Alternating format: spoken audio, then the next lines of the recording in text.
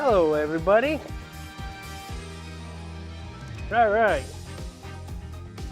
So, Di, can you tell us what happened last time?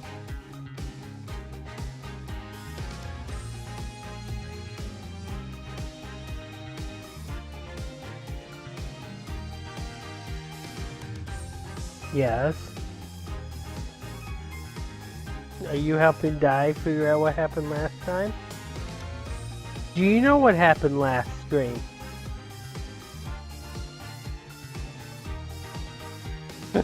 Nope. He went away.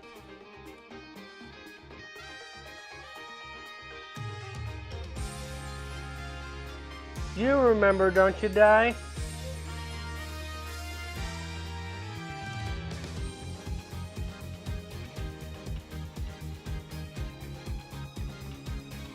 I hope you do.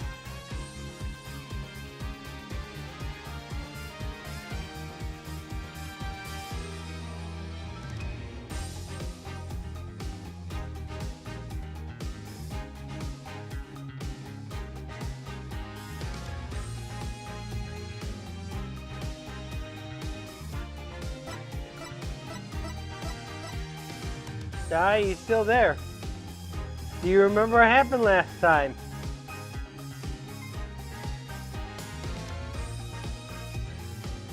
If you're gonna say we finished the episode, yes.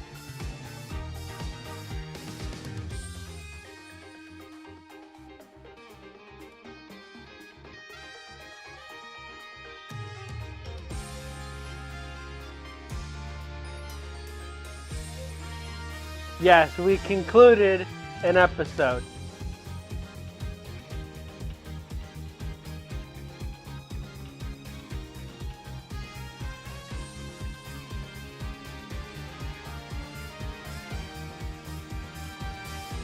So if you can't remember what happened in details, Darian Crescent finally admitted to his crime. And Machi was acquitted.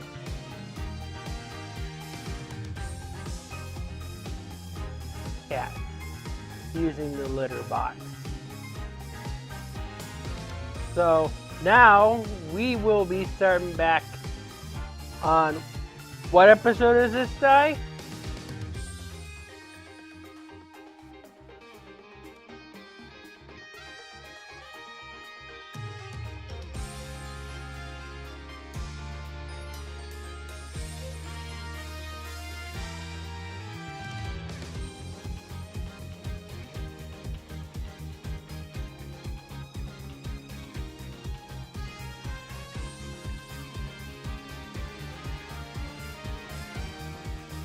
Episode 4. We're on the very last episode.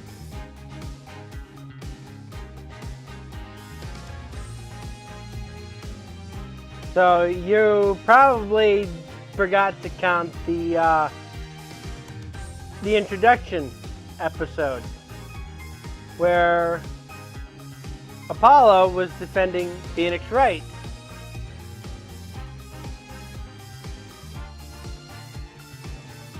Second one, he was defending a mob boss son. And of course, episode 3, he was defending Machi. It does count as an episode. Yep, that counts as an episode. Because it's part of the storyline for the game. Now, if you go back to the trilogy, the very first episode in the Phoenix Wright trilogy, Phoenix Wright just entered law for the first time. So he was defending his friend Larry Butts. That's episode 1. Sometimes you get confusing like Justice for All, where episode 1 is episode 2. And then episode 1 that you play is really the episode 2. So it gets a little confusing there. Hello, Phoenix. See? Episode 4.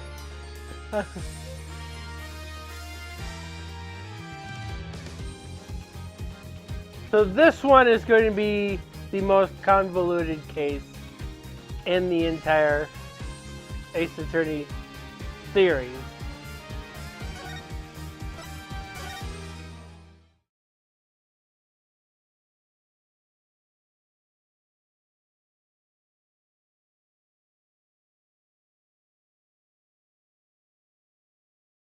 And that is the whole truth of this case.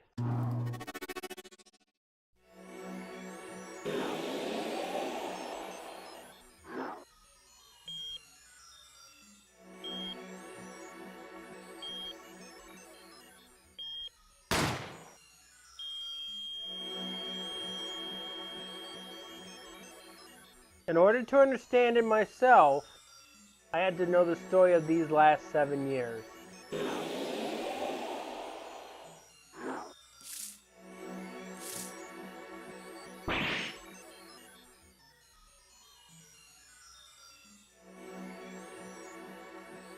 Nothing happens by chance. All is connected.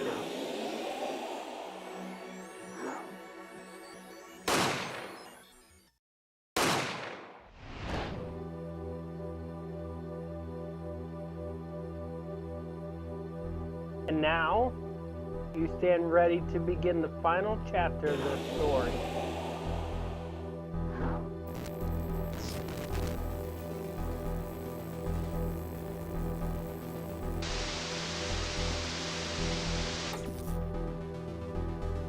Would the defendant be found guilty or innocent? The decision is yours.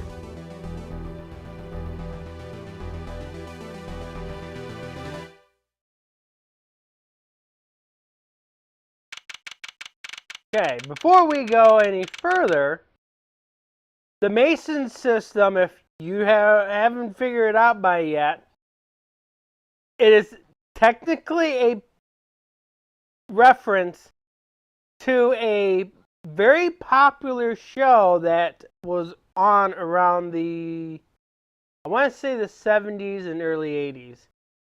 Perry Mason. Have you heard of it? That's where the Mason system is. That's what the reference to the Mason system is. Because of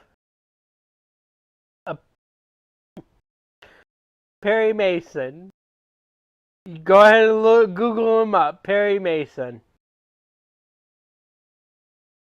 I bet you Phoenix Wright didn't even, or, I mean not Phoenix Wright, Robin Phoenix here didn't even know that's where the reference came from.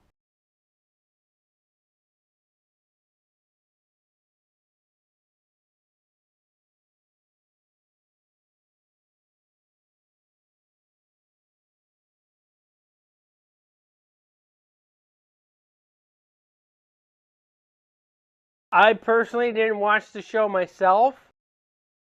I've heard about the show from another show called Quantum Leap.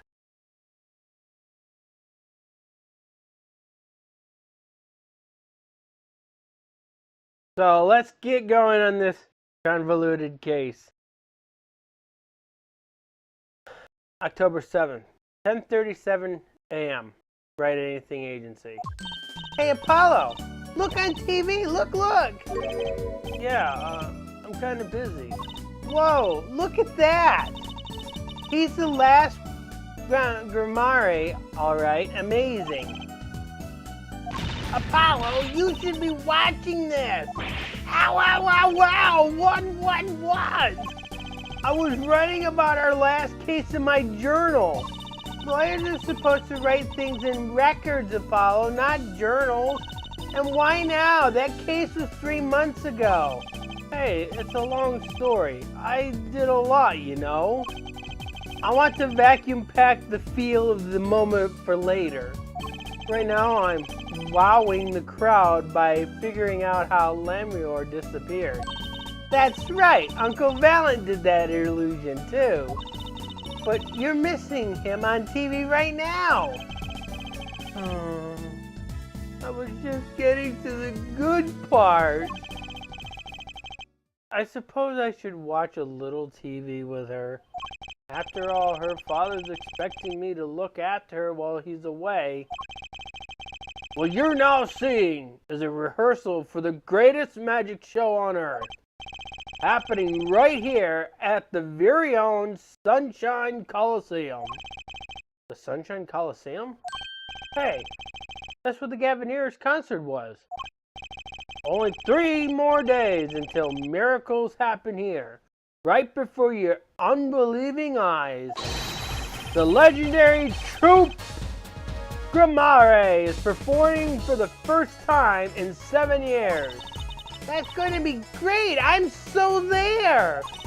You and Danny are coming too! The legendary Grimares? If Trucy's real father was still alive, he'd be on that stage performing miracles. I got the tickets and everything! Here's yours, Apollo! Magic show ticket received.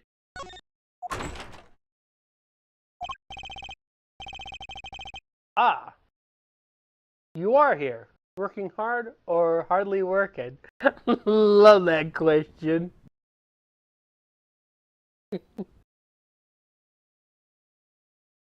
Die. You should be able to guess who this is. There's only one other person you should be able to figure out.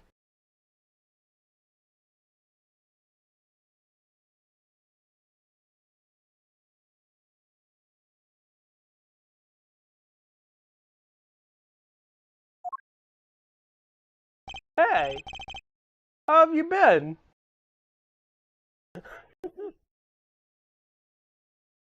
Hi there, stranger.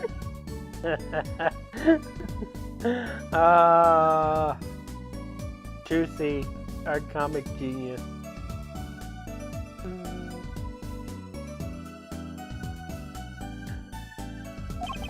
Not exactly the kind of greeting I'd want to hear from my own kid. So he has been gone a long time. How goes it, Trucy? Here, I got a present for you. Yay! Pudding! I love pudding! Ooh, it's fine bread! He already sounds like a fairy we know.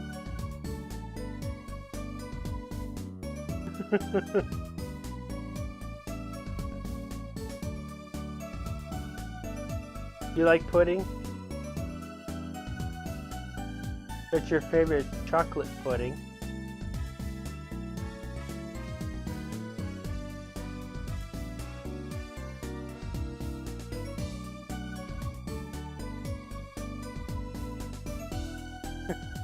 Yes and yes. And not just one pudding, but 3 whole cups! I'll have to pace myself!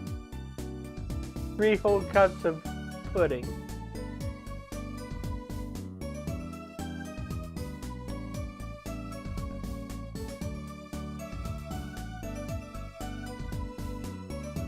One cup of pudding is only about this big.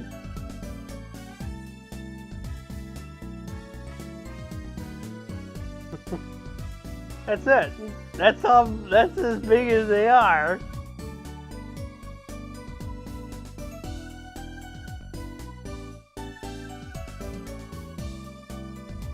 I had glasses of water that was bigger than a cup of pudding. Well, I'm beat. That's right, Daddy. You're on a top secret mission.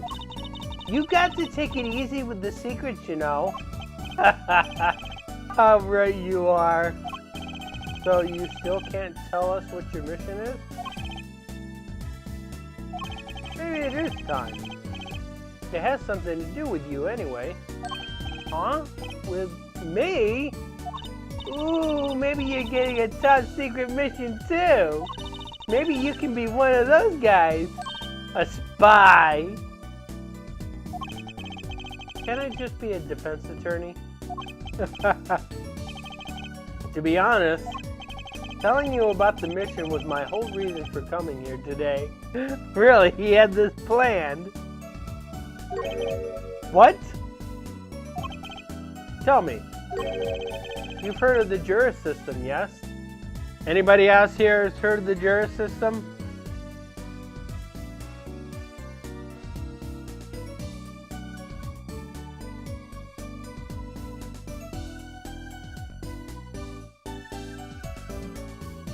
You've heard of the jury system, right, Di? They got this thing called the grand jury, and they picked 12 people out of this grand jury to be the jury for the trial.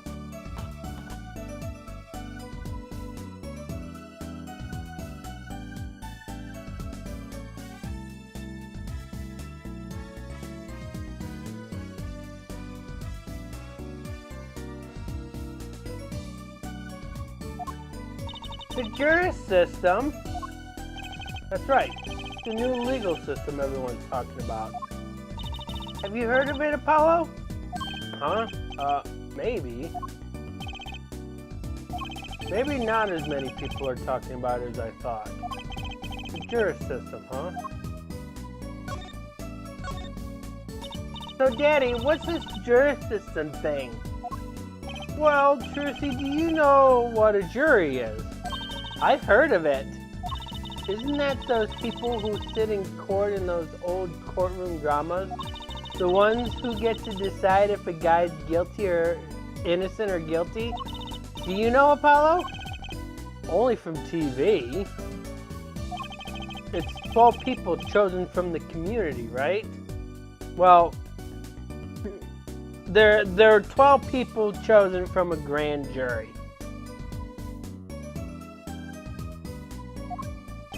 Well, they're thinking about reviving that system. They're calling the new system the jury system. No more doing whatever you like, Your Honor. Not quite that harsh. The jurist cooperates with the judge, which they do in our court system. They cooperate with the judge. And they will piece together evidence that they're given to them. They put it all together. They also take testimonies.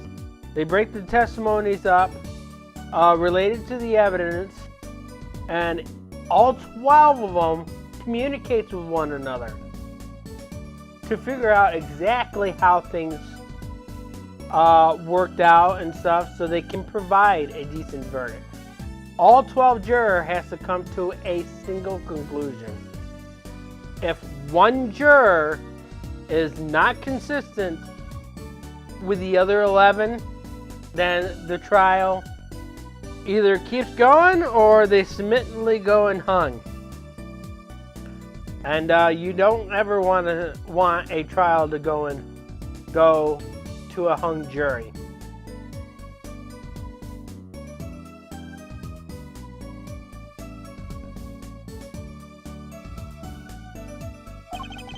They help analyze the case from different angles. And there will be only 6 of them under the current proposal, right? Wow, you know your stuff, Apollo.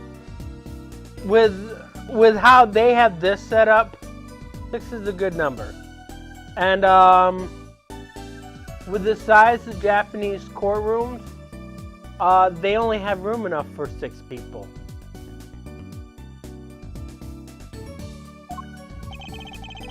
Their findings directly affect the verdict.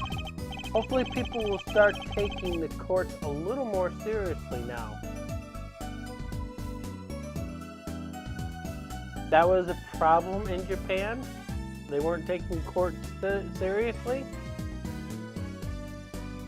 Phoenix Wright still doesn't take it seriously.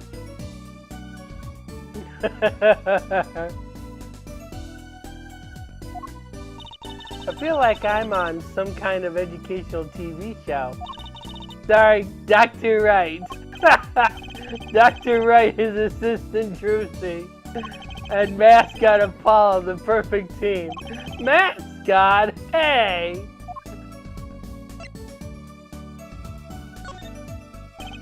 So, what is the secret mission? The jury system is my mission, more or less. Anyways, keep in mind the new ideas like this system are always risky, Apollo. too true. Everyone's got an opinion and they just talk and nothing gets decided. Kind of like you, Apollo. I'm not that bad, am I? In any case, we're going to give it a shot. A test, if you will. I don't like tests. We'll take a case as a simple and choose 6 jurors. I'll be the one helping with that process, incidentally. Helping? How? Well, for one, I'll be chair of the Juror System Simulating Court Committee. The chair constructs the idea situation, choosing the case, the jurors candidate, even the judge in the courtroom. Wow, it's like you have a real job. I was never that good at the piano, to be honest. Once a lawyer, always a lawyer, I guess. Trial's tomorrow, by the way, don't miss it. The trial simulation, that is. A simulation, huh? Sounds interesting. So, what kind of case is this trial simulation about? Well, since it's the first run-through of a new system, why not something simple? Good thinking. No sense wearing yourself out on something too serious. True. Cases of murder. Murder cases aren't as simple as he makes it. That's not simple at all! By simple, did you mean that the defendant is guilty? Yes, most likely. So, good luck, Apollo. With what? With the trial tomorrow. Defending, of course. Recall that I said it had something to do with you. Go for it, Apollo. Just a test case anyways, no sweat. Yeah, but there's still a verdict to be decided. And a potentially serious sentence. The most serious and a worst case scenario. This does not sound like a simulation, does it?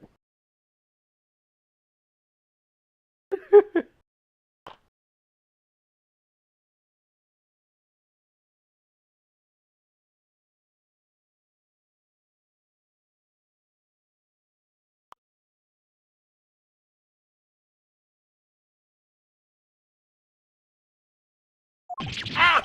You mean the verdict's for real?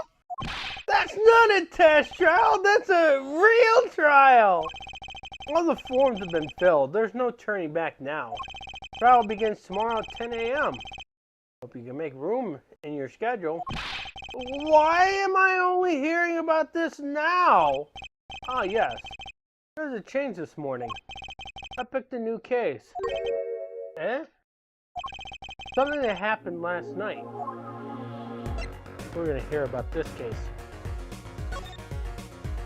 Hey, Apollo, I know you're all excited about this secret mission, but what about this? The Trupe Gamari Grand Magic Show. Oh? Oh, right, the card tricks. They're not card tricks! They're grand illusions, miracles, the apocalypse. So what? That's 3 whole days from now. It's at Sunshine Coliseum. Let's go today. We can say hi to Uncle Valent. Have fun. What? I can't go by myself. You know I'm not very outgoing. Right. Trucy just admit that she's an introvert.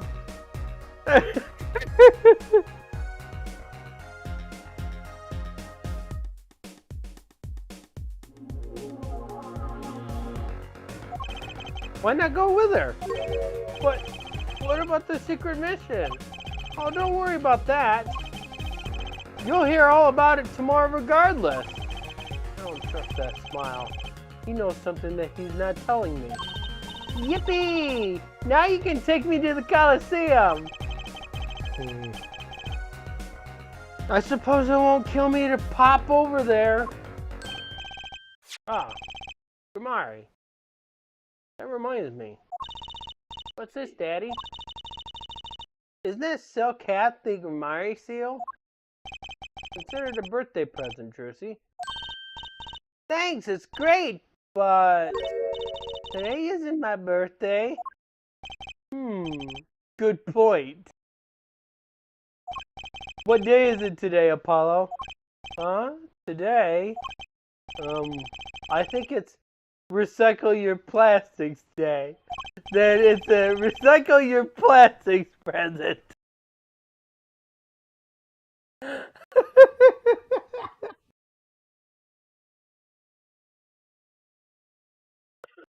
Like father, like daughter. They make a good pair, don't they, Di?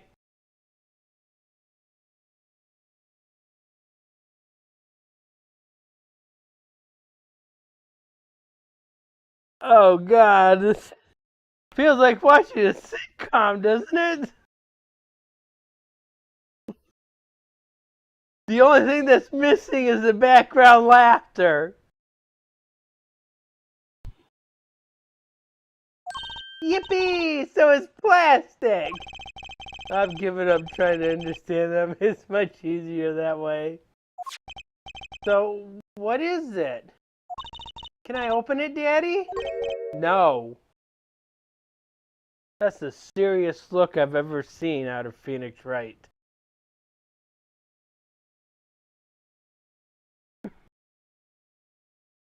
Huh? You'll need that envelope someday. Someday soon. Don't open it until then. Well, why didn't you just hold on to it until then? Because that would be the logical thing to do.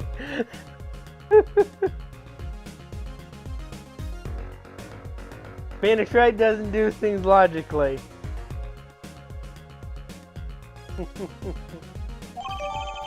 Reminder envelope obtained. An envelope about the Grimoires, huh? Now we get to hear about the trial. This is what you want to hear, right, Di?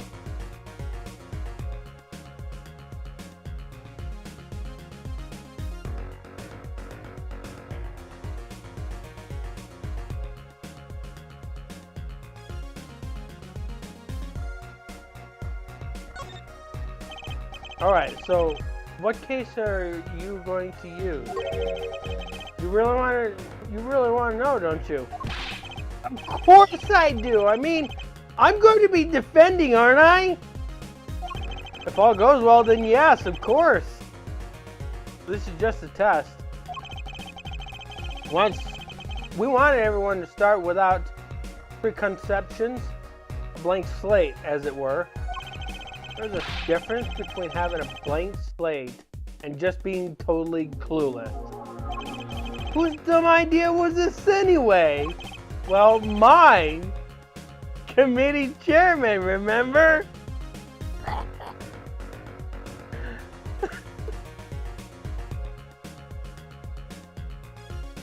The very classic Phoenix Wright.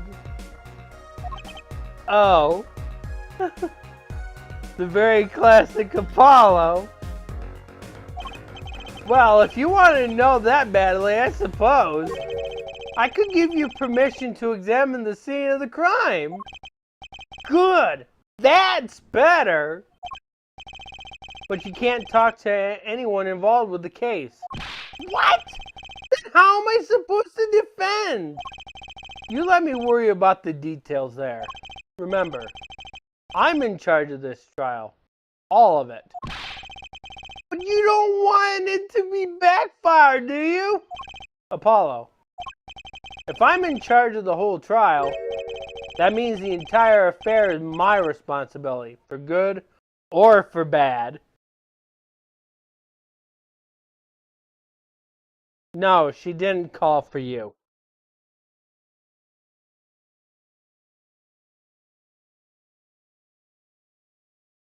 Here's answering my question earlier.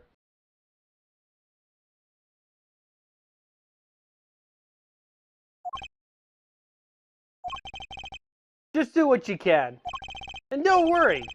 I know what I'm doing. Alright. I'd recommend going down to the detention center.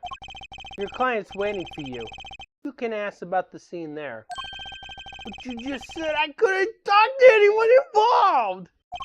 Oh, you can talk to your client if you can get her to talk.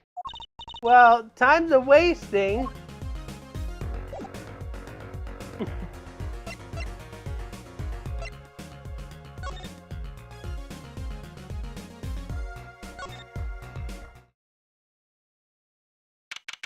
October 7th, Detention Center, Visitors Room.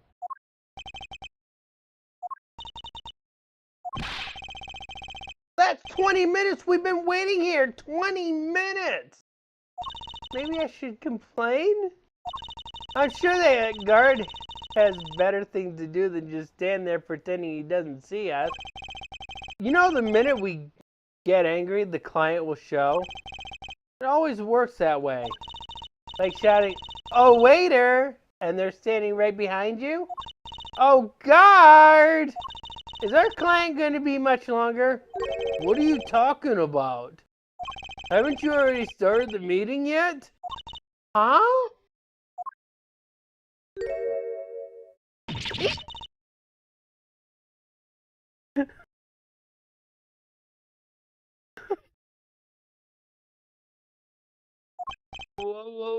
Where'd you come from?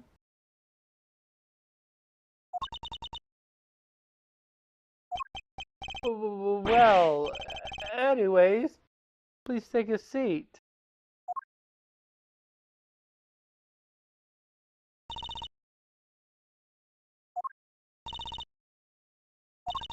I'm Service Apollo? It's a silence. The builds suspense. Why don't you do something, Tracy? You're a magician, aren't you? That's right. Okay. I'm the amazing Mr. Hat.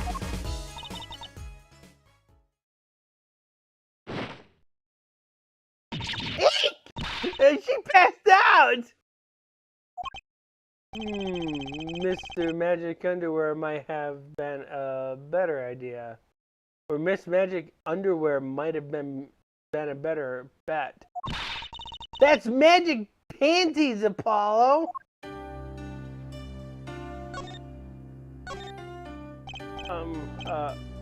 Hi.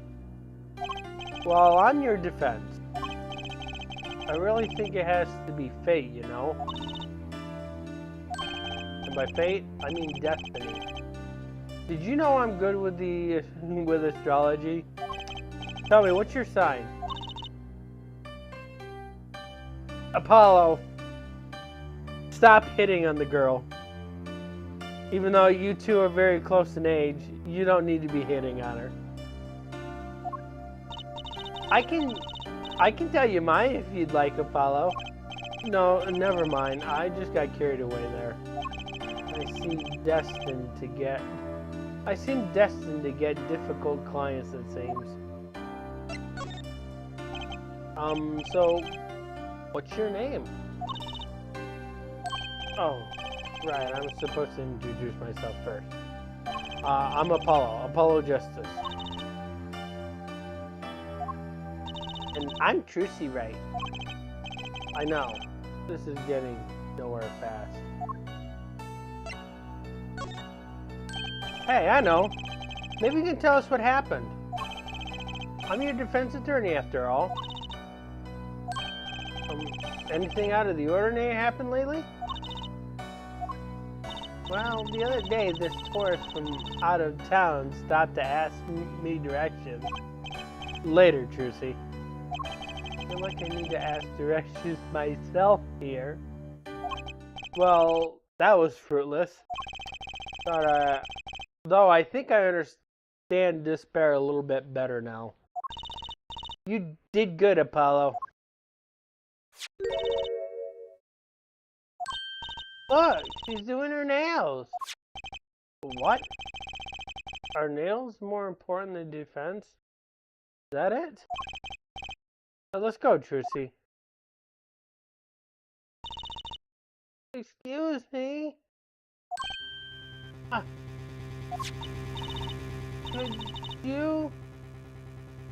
Could you read this? Sure. I feel like a teenager on a first date. This is the love letter we passed from desk to desk at school. Stop looking so wistful and read it, Apollo. It's a business card with a name and an address. The name is Misham. The address is for Drew's studio. Vera's card added to the court record. So her name is Vera. So we got that much. We know that much. And you're giving me this card because?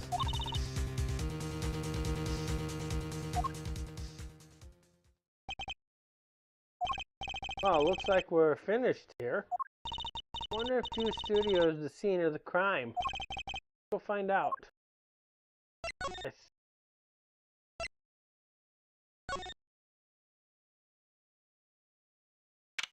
October 7th, Drew's studio.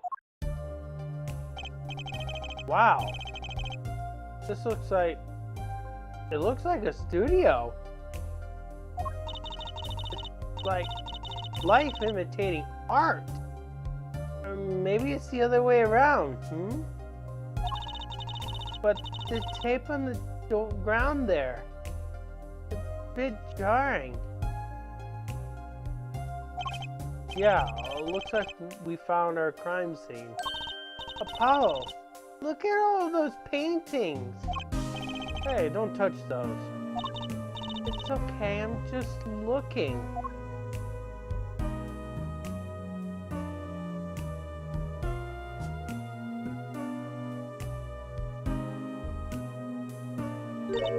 Huh? Apollo, look at this one. Looks half finished. You can see the rough sketch underneath. Take a look at that rough sketch very closely. It'll come back to us later. That's odd. The rough part doesn't look like the rest of the painting at all. Yeah, good point.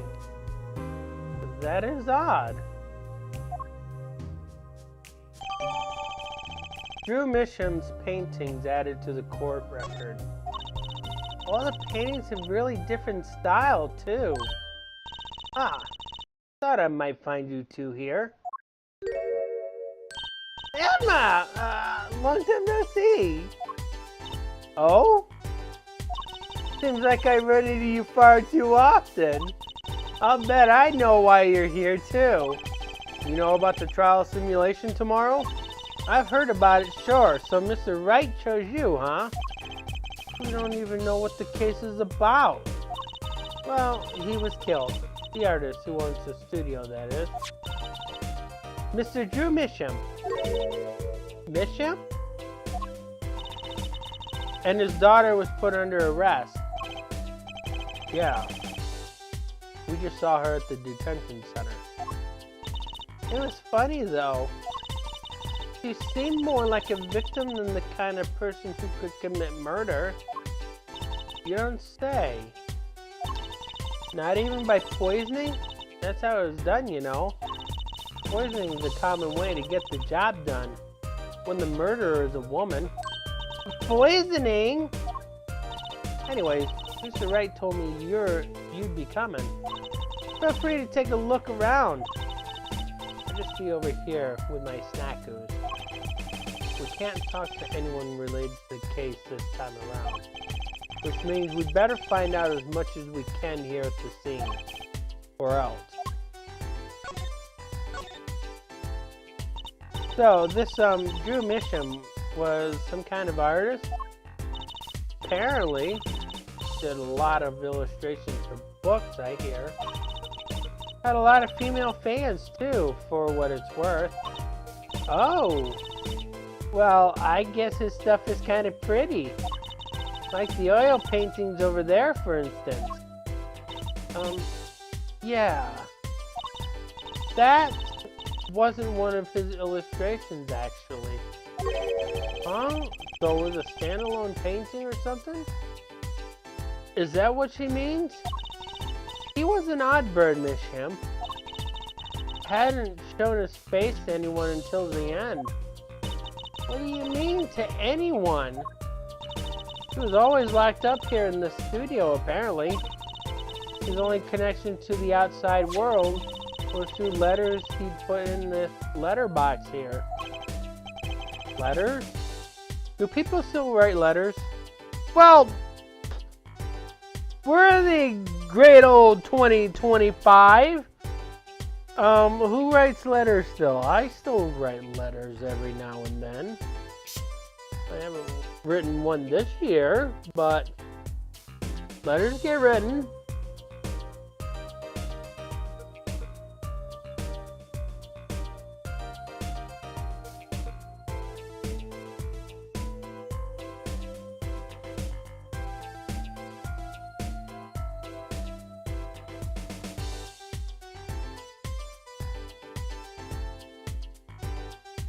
You want up here?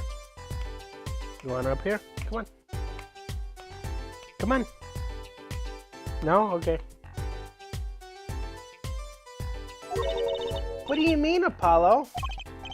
I mean, when was the last time you wrote a letter? Hey, stop digging the couch.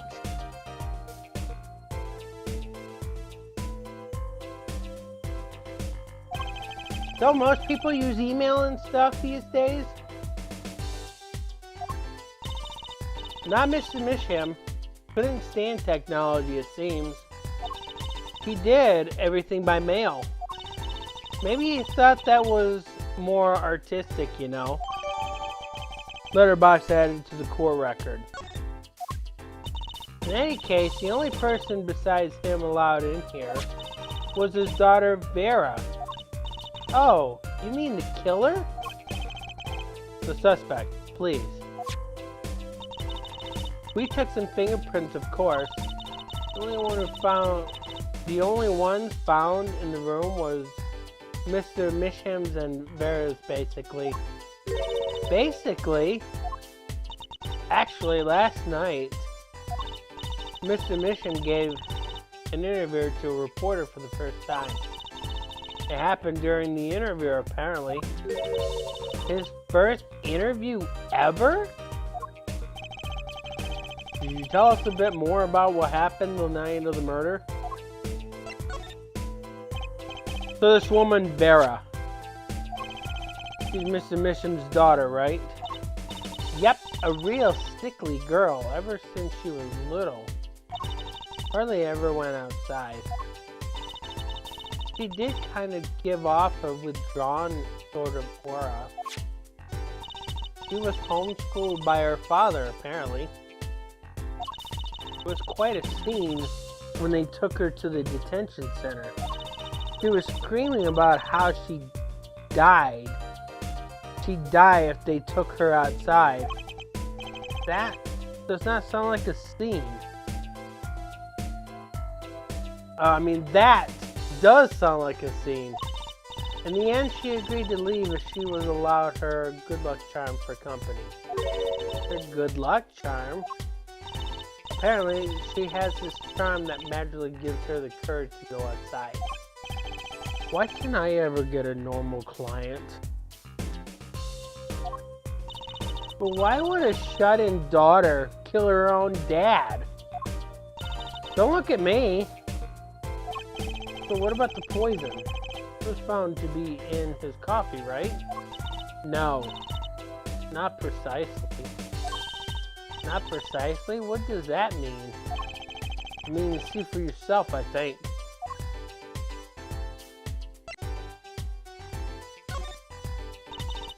Like I said, last night was the first time someone from the outside came into the studio.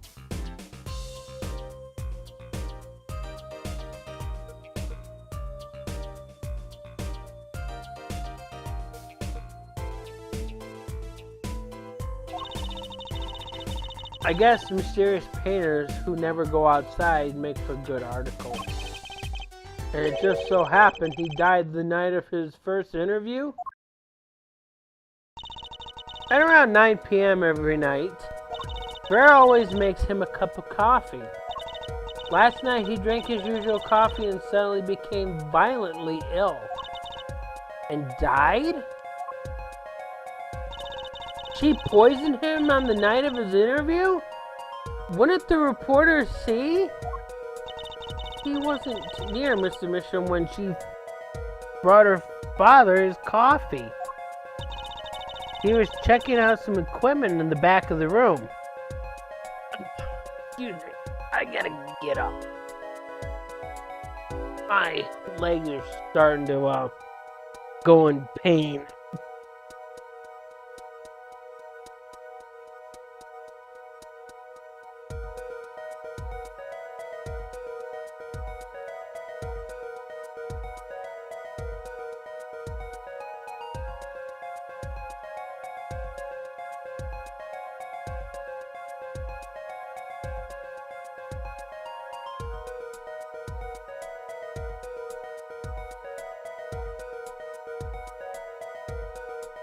What? I'm trying to loosen up here. My leg's starting to hurt.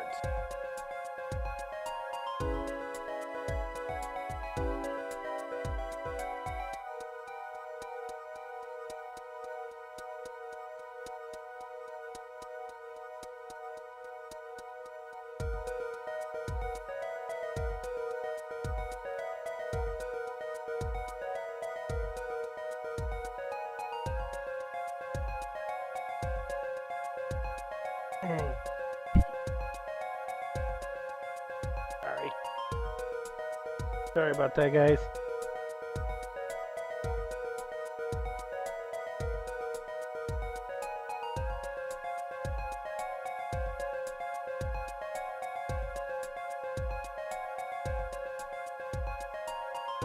Wow. Tried to sit back down and my legs started to tighten back up again.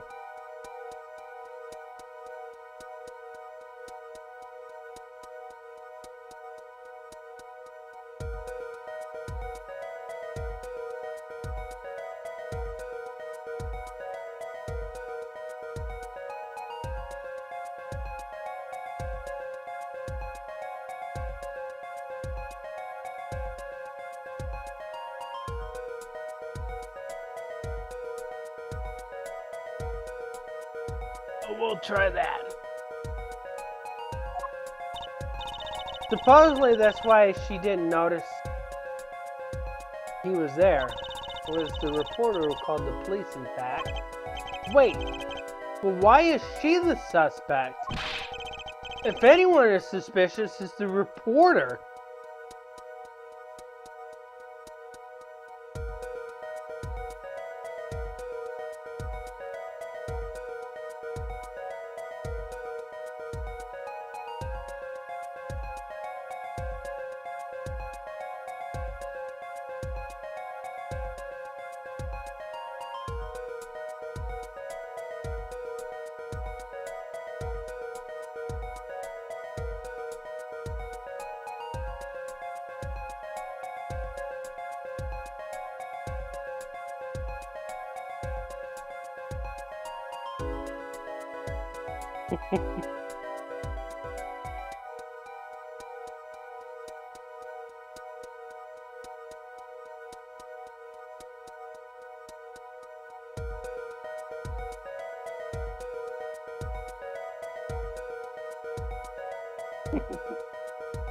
There he goes.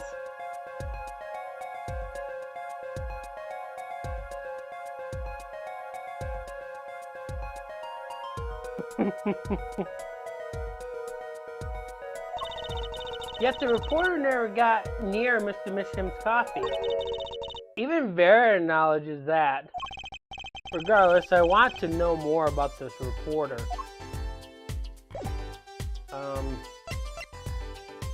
Present some things.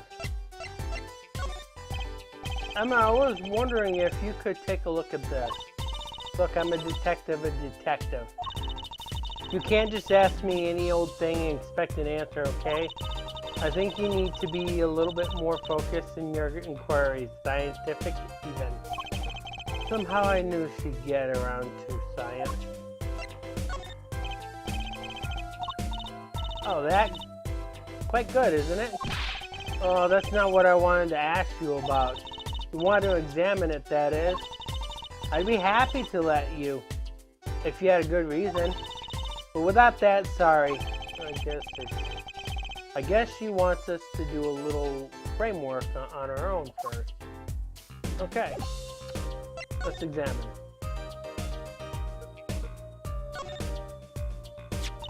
Ah, that's the victim's coffee mug. Aha! So the poison was in here. This is my first time seeing a real poison mug of coffee. I would hope so. Poison coffee? Not exactly, actually. What do you mean? No traces of poison were found in the coffee. What? You'll have to figure out the rest yourself. I'm officially not on your side after all. Coffee mug added to the court record.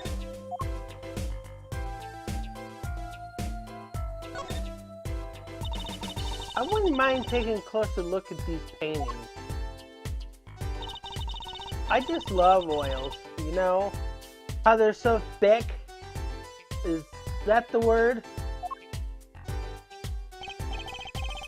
These paintings are all dry. I'm just surprised at how different these all are. Yeah, and what's going on with this half-finished one? It must have been a work in progress. You can still see the rough sketch below. That's what's so weird. The sketch part doesn't really fit the finished part. I noticed. That is weird.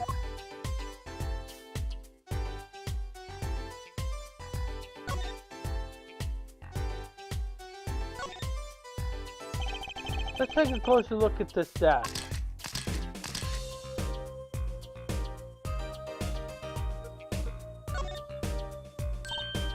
Oh, cute! Look at the tiny frame, Apollo. Tiny is right. That thing's barely 2 inches high. What picture could fit in that? None, apparently. It's empty. There's no glass in it either. What's it doing sitting on the desk? This is a lesson for us all. Be sure to check the size when you buy frames. This is an X-Acto knife on a board. Hey Apollo, what's this feather thingy? Isn't that a pen? Like an old-fashioned quill pen? But it doesn't have a pointy end. That was most likely for sweeping detritus off the desk. Wow, you know a lot, Emma. Bold and scientific, that's my motto. Exactly what about that was bold or scientific? This envelope has been opened and resealed. Ooh, I know what to do with that. You take a pot of boiling water and hold the envelope up to the steam. The glue melts and it opens. Cool, huh? Whoever did this wasn't so delicate. You're right. Looks like they just ripped it open and stuck it back together. Huh? The postmark on this letter is from 7 years ago. Why would someone open a letter then seal it again? I better hang on to this. Red envelope added to the core record. Alrighty then.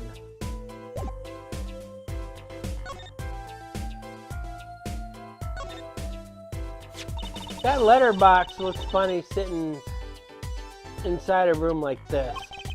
Let's take a look. Empty. The other half of the letterbox is actually connected to the outside of the studio.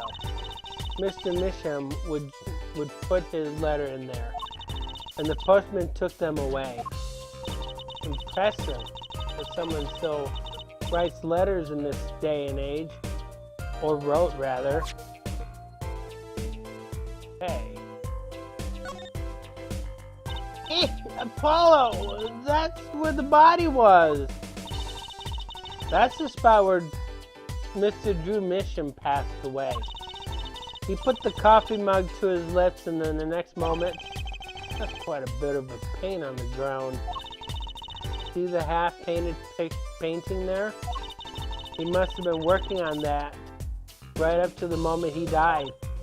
Wow, a true artist to the end. Or maybe he started it a year ago and was procrastinating.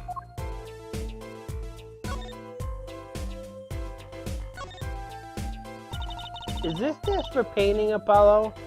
There's a drafting table. That would be a drafting table. That would be what I just said. Drafting? Basically, it's a tool for making precise diagrams, like blueprints. Wow, painting is harder than I thought. Why would a painter needed a drafting table?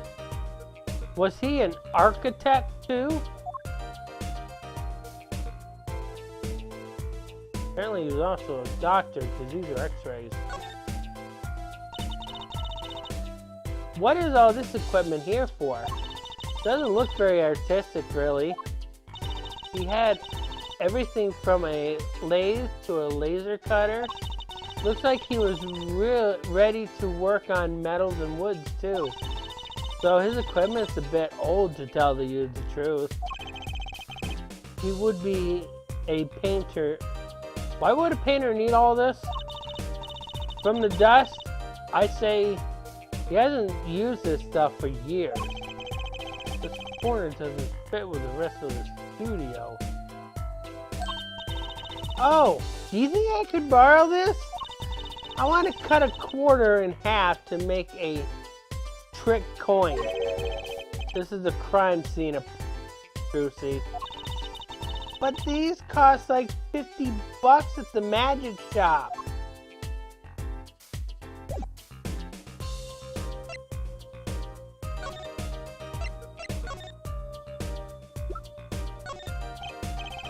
Emma, about this. Oh, that. Yes. Why, that's a bright red envelope. He sure is jumpy. Someone opened this, didn't they? My lips are sealed. Your lips are sealed? That's the first. You mean you know what's inside the envelope? Sure, I read it after all. Ah, you mean you were the one who ripped this open? Ha, please. I would have steamed it open. But she did sneak a peek at it, apparently. Know that I have a powerful weapon on my side. Weapon? Yes. The use of tools, highly specialized tools for information gathering. Tools I wouldn't mind getting my hands on. You should try flattering her, Apollo. They say a little praise can open big doors. Never heard that one, but it's a good advice. Let's try talking to her some more.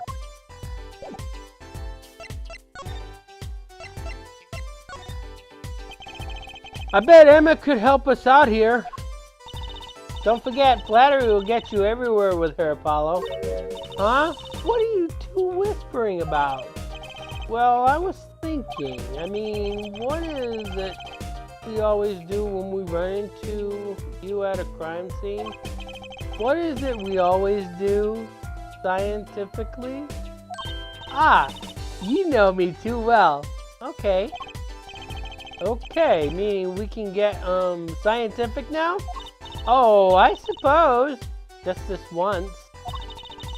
Bring me anything you find suspicious and we'll check it out.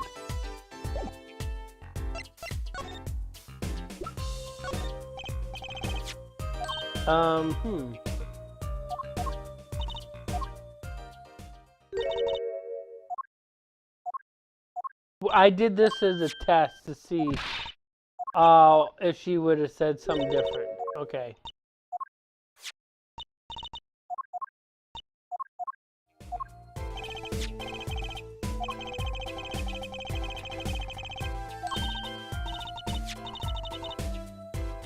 You want to know about my tool, do you? It's called an X-ray analyzer. X-ray? Like the X-rays you get at the dentist? That's right. At least that's what I call it. Huh? That's a real name, but it's much more complicated. The X-ray spectral analyzation. Something. How am I supposed to remember all that? So basically, it lets you see inside things like envelopes? That's right. You're sharp, Trucy. But it's a bit more complicated than that. In practice, of course. Actually, to tell you the truth, I'm not really sure how it works scientifically. Can I try it, Emma? Please? Oh, I suppose, of course. I've already checked out everything suspicious myself. Alright, let's give it a spin, Apollo. Yeah! What are you doing? Oh, just seeing if I can see through your hair. But it's like lead. Point that thing at me anymore and it might all fall out. I wouldn't need an X-ray machine to see through it. Let's just get down to business, shall we? Right, let's test it on the sample first. It just so happens that I have a lottery ticket here.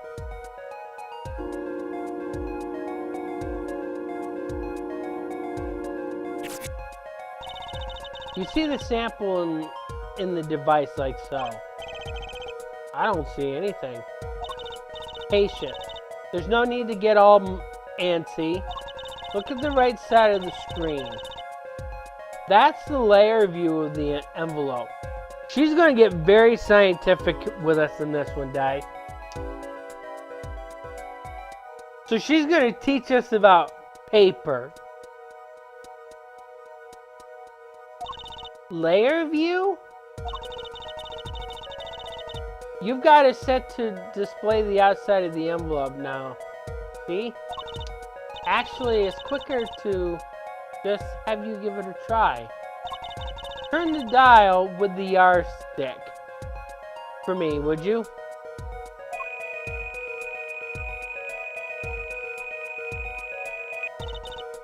That's right. That's how you choose what depth you want to scan. Hey, I got something! See? That's how you can read the letters on the tickets inside. Cool, huh? Except I can't read them. Just turn the dial a little more. What you have to understand is that a sheet of paper isn't really flat at all. When you zoom in that much, you see the paper is like a bunch of hills and valleys. Wow, really? This X-ray device uses a beam with a wavelength of around 0.05 microns. It breaks cards down into thin layers, so it can only show what's written on that layer. I'm not entirely following you, but what good is it if you can't read anything? That's why we go on to step 2. Try rubbing the image a bit, if you would. Rubbing? Like going over the image with the L stick while holding A?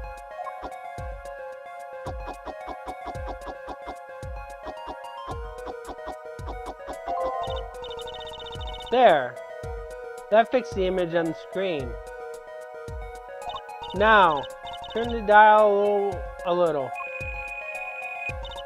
Good. Now you can rub this image to fix it too. Hey, I get it. We just keep doing this until we get the whole thing. Exactly. Not bad. Neat. Let's do some more.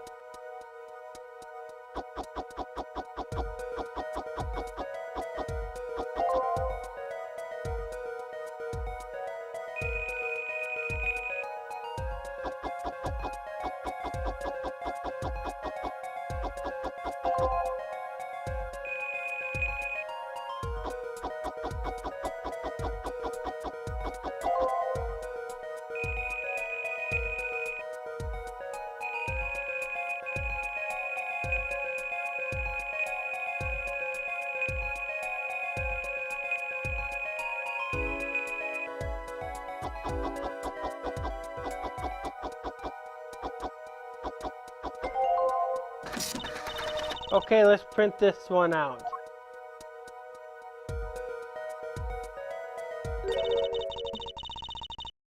Does this mean I have to buy another one to win? Well, it's Emma's ticket. Let her buy another one. It's okay, there's no need. But see, this is the true hidden power of my weapon. Neat, huh? Now let's try it out on the real thing, shall we? Okay. You understand how this is done, right, Di?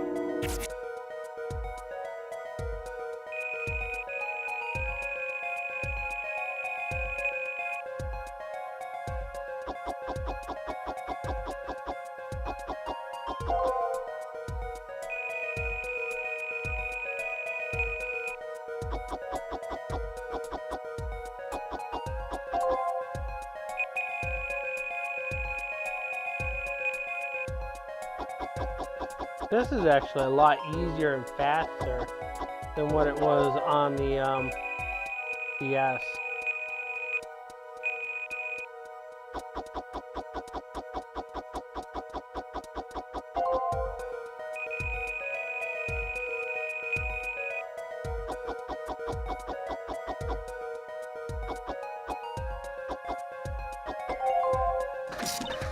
Okay, let's print this one out.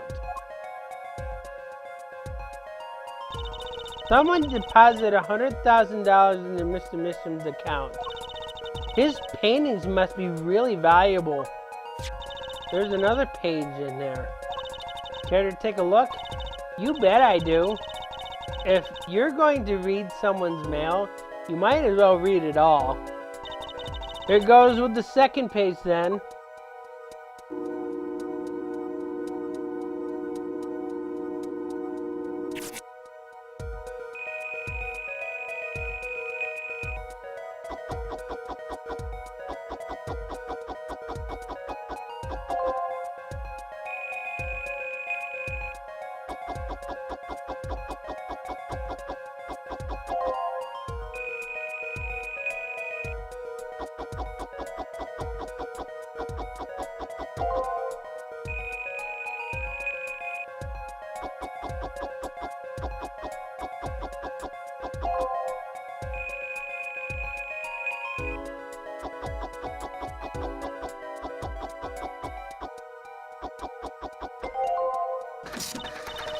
Okay, let's print this one out.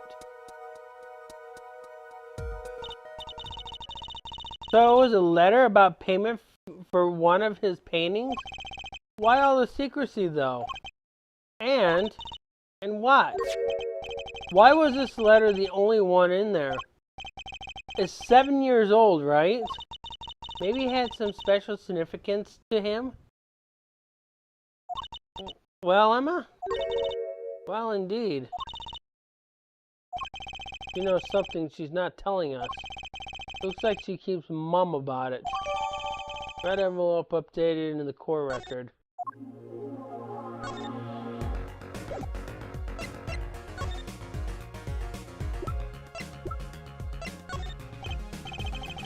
Emma, about this painting. Oh, that? Quite good, isn't it? That's not what I wanted to ask you about. You want to examine it, that is that? I'd be happy to let you if you had a good reason. But without that, sorry. Guess she wants us to do a little footwork on our own first. I guess we have to examine.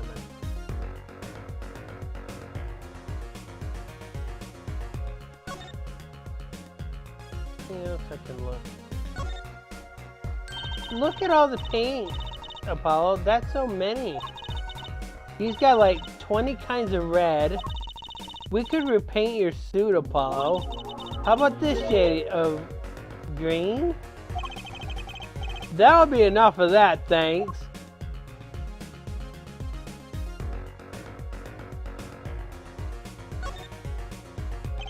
Let's take a closer look at the desk. Anything I'm missing here? Something about the way this figure's posed. I've seen that pose before. It's you, Apollo, see? You're making one of your flamboyant gestures. please. I'm a professional. I wonder why it's posed like that. Coincidence? So this is Drew Misham. And this little girl must be Vera. Yes, they took that some years ago. They look close, a happy little family. Until you arrest his daughter. Hey! Look, I was personally against that, okay? She just didn't seem very suspicious, scientifically speaking. Uh-huh, right.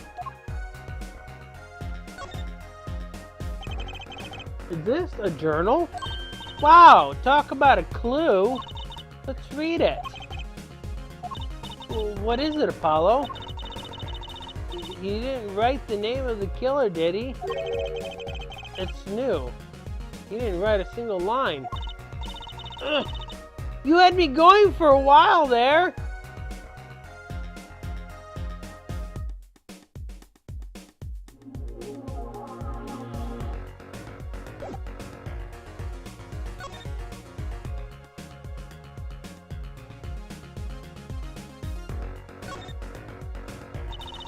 I imagine this coffee cup was for guests to use. Yes? Did the police already analyze this cup too? Not a trace of poison was found on that cup. So the killer was after Drew Misham alone.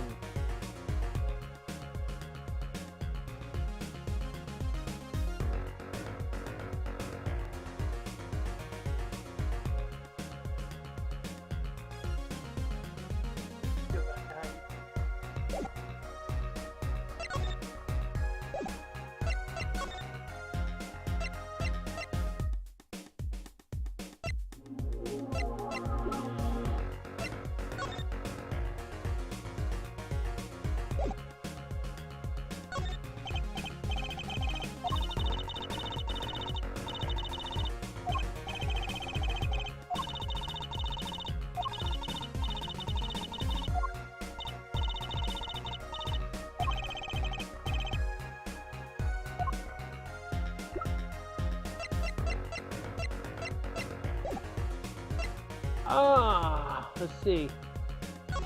I guess we'll come back here.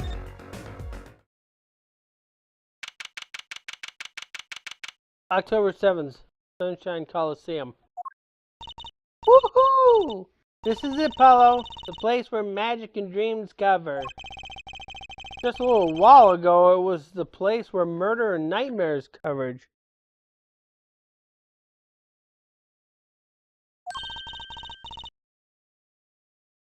Let's go say hi to Valent.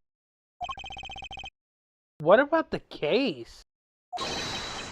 Wah! Only a performer laughs like that. That young Miss Trucy.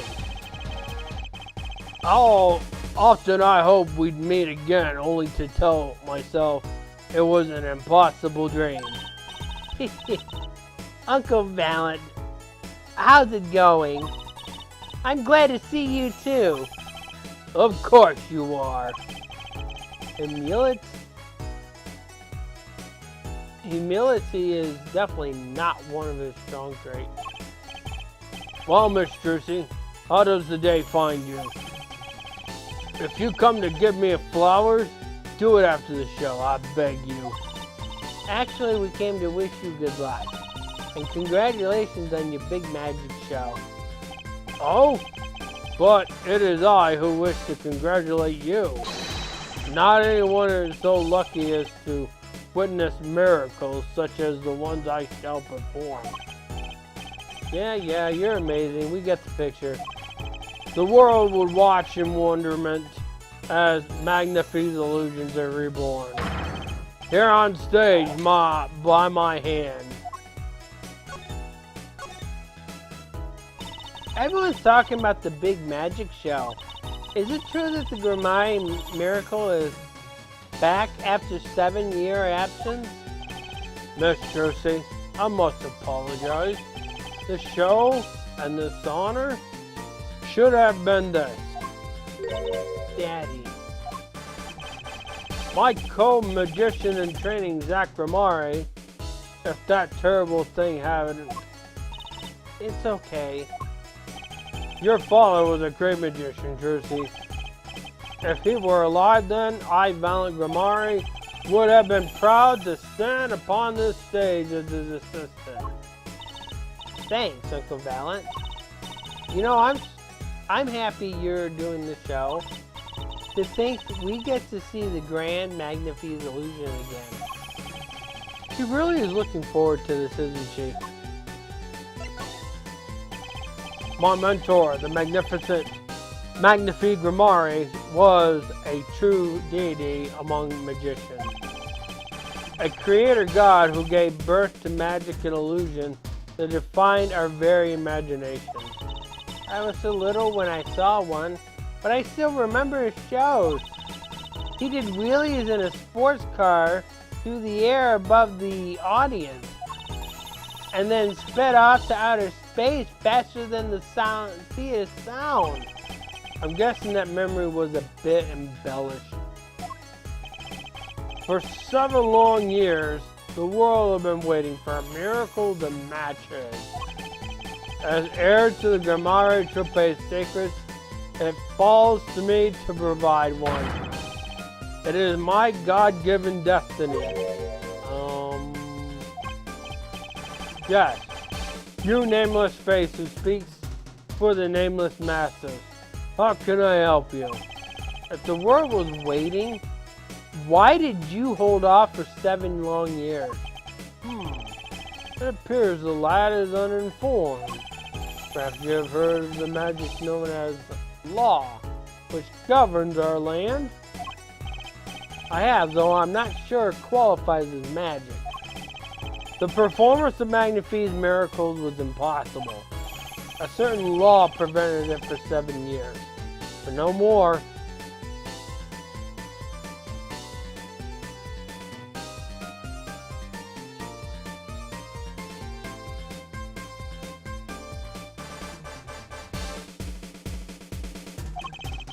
"7 years. That phrase sure likes to pop up, doesn't it? And why was that? A little matter called performance rights, Miss Lucy.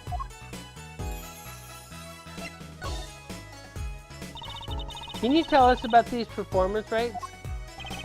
Magnifi's magic relied on an incredibly innovative idea, a trick. Well, that trick was considered his property and as such was protected by property law.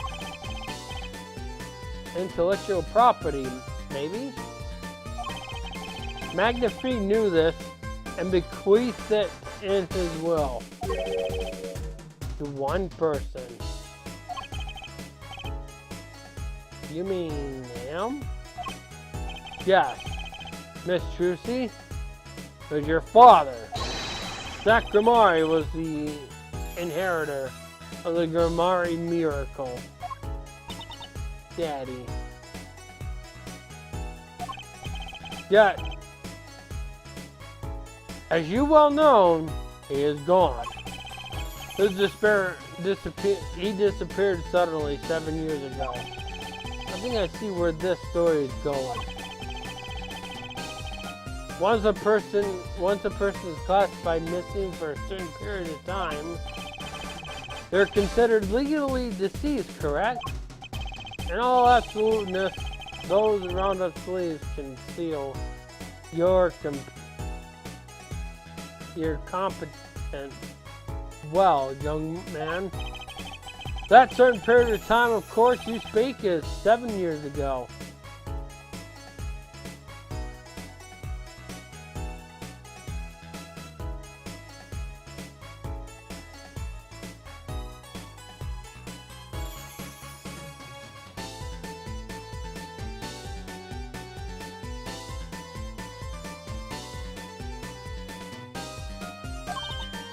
Ah! Yes, Miss Trucy, though it pains me to say it, this past spring, April to be precise, was the time. Your father was legally declared deceased. In the absence of a former will, the secrets of our mighty mentor Magnifi passed to me. This was in fact speculated in the will by Magnifi himself. Is that how it was, Apollo? Yeah, it's called death in absentia. He's declared missing permanently. Daddy.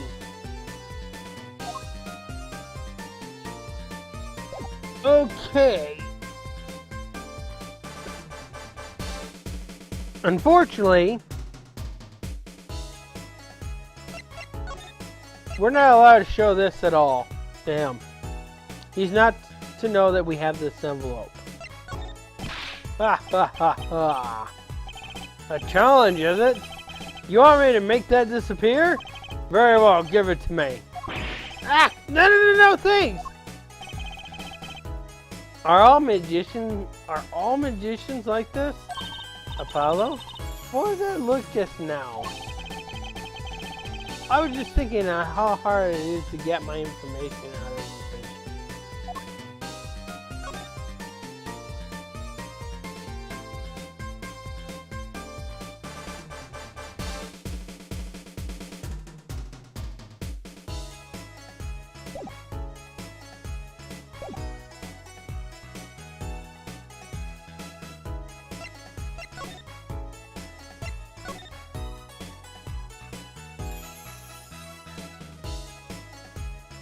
This is a lot more detailed.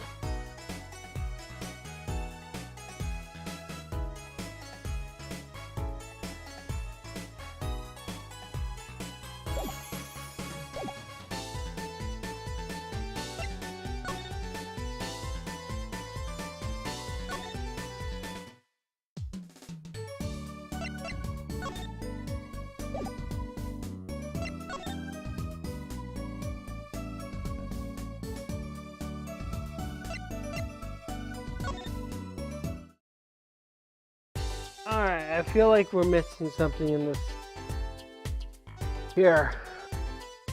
Because we're supposed to do stuff with the paintings.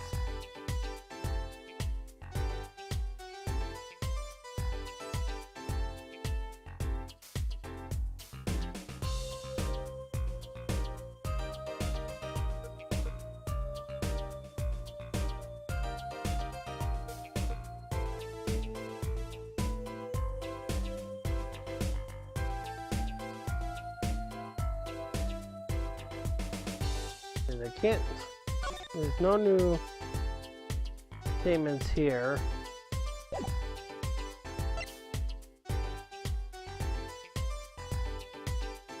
Both of them.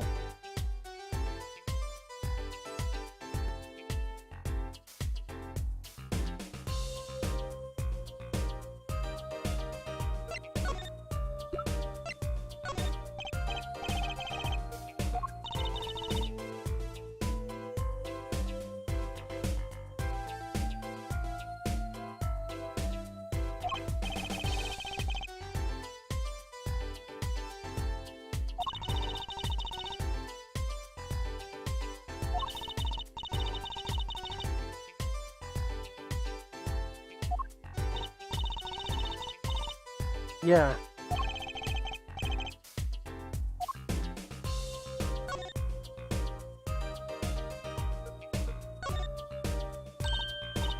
Hey, look there. That stain looks so healthy, Apollo. That must be the Blue Mountain stuff we've seen here. We've been hearing about. Something tells me that even Blue Mountain coffee isn't this blue.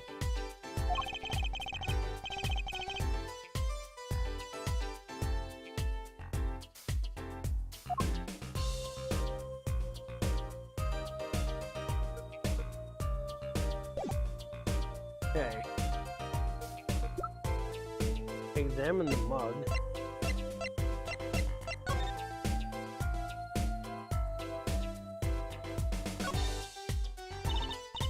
Oh, look at this. You can see the rough sketch. Oh, looks like it was only half completed.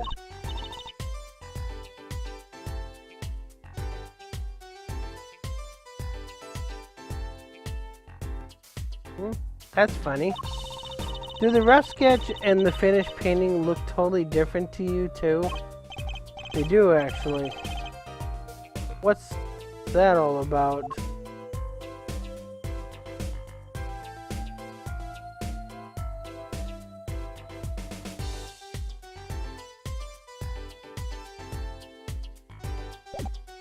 Okay.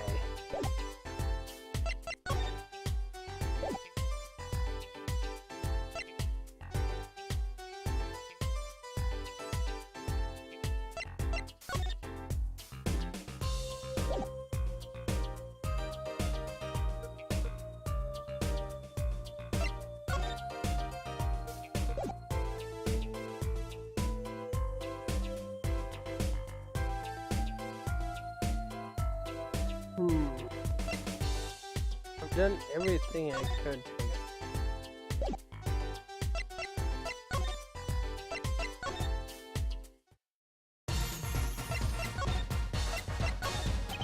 I was wondering if you could tell me about this. Aha! Why, that bears the Grimari seal. Uncle Valent, is something wrong? Trucy, where did you get this? Daddy gave it to me. Your daddy? No, my other daddy, Phoenix Wright. Why now? Why would your Lord Daddy? Lord Daddy? That's kind of stretching the whole archaic thing a bit.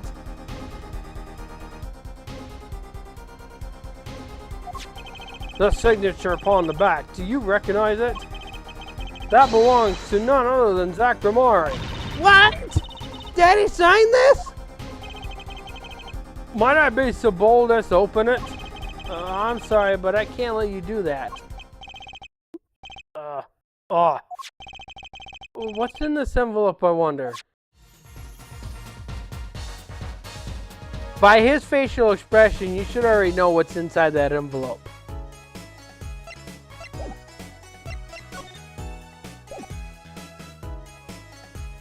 And that's it for him.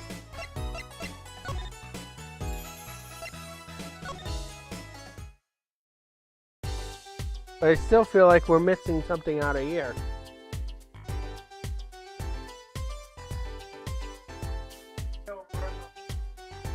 I don't have that. I don't have Brussels business card. I didn't run into Brussels. She didn't give me no business card.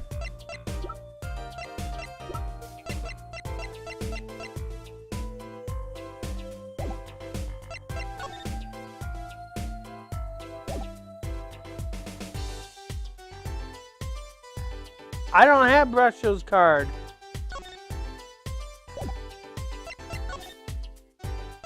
There is no business card that says Brussels.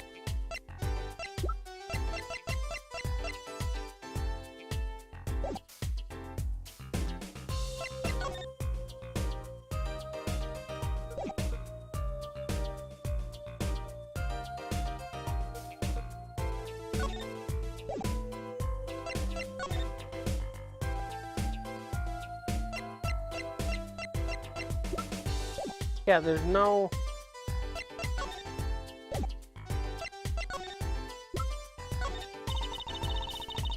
But we just did the X-ray detection thing. Oh, right, sorry. That's it.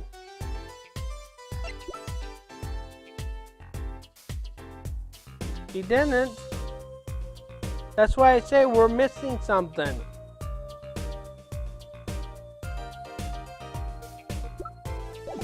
I examined it.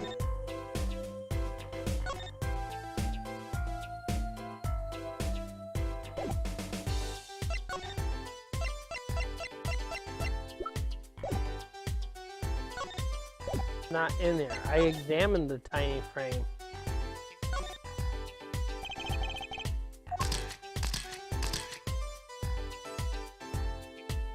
See, I examined it. There's nothing more. I don't have that! I don't have that! We didn't spray the mug!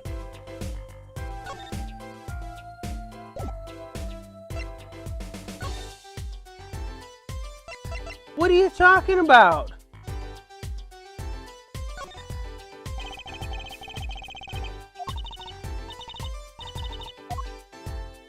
That's it!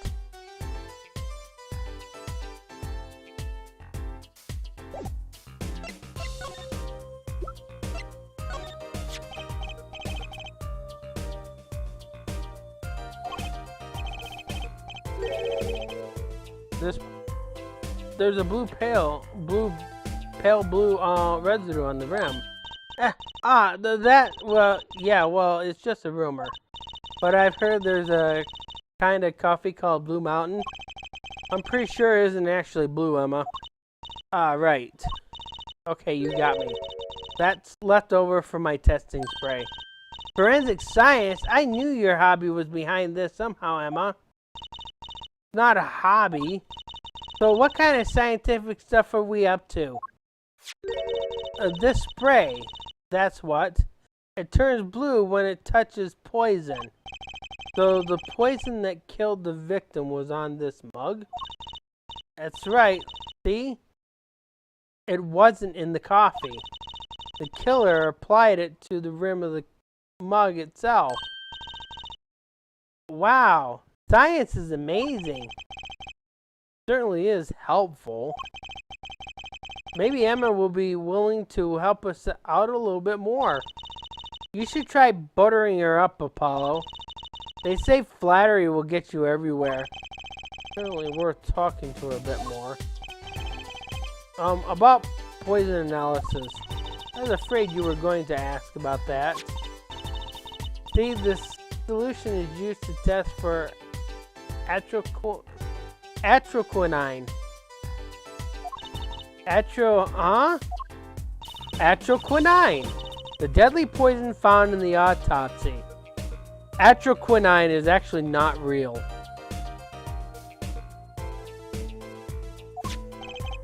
Uh-oh. I know that spark in her eyes. She's getting excited. Best tread lightly. It's one of the most variant poisons, or virulent poison, but it absorbs into the body astonishingly slow. It takes at least 15 minutes from the time of ingestion for adverse effects to show. Oh, and guess what?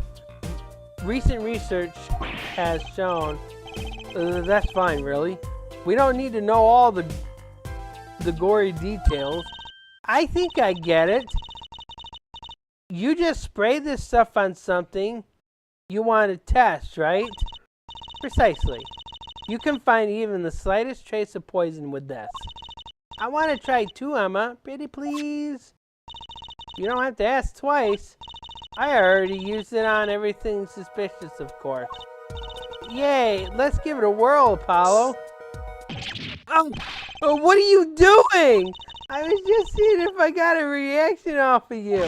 How's this for a reaction? Never do that again. I'm not poisonous. Tell that to those hapless witnesses on the stand. Let's just get down to checking for real poison, shall we?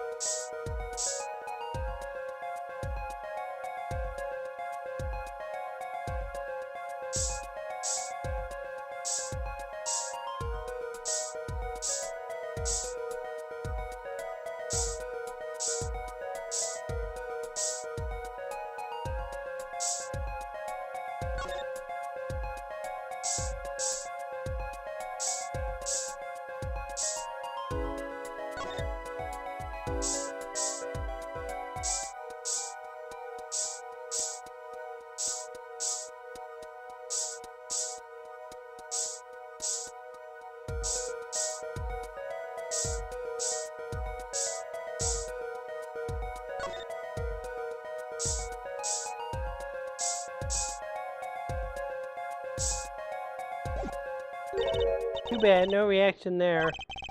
I'm sure Emma checked out all of the likely spots. Wait a second. What is it, Apollo? Did you spray that little desk over there? I don't think so. The spray probably couldn't reach from far away, you know. Let's check it out, just to be sure.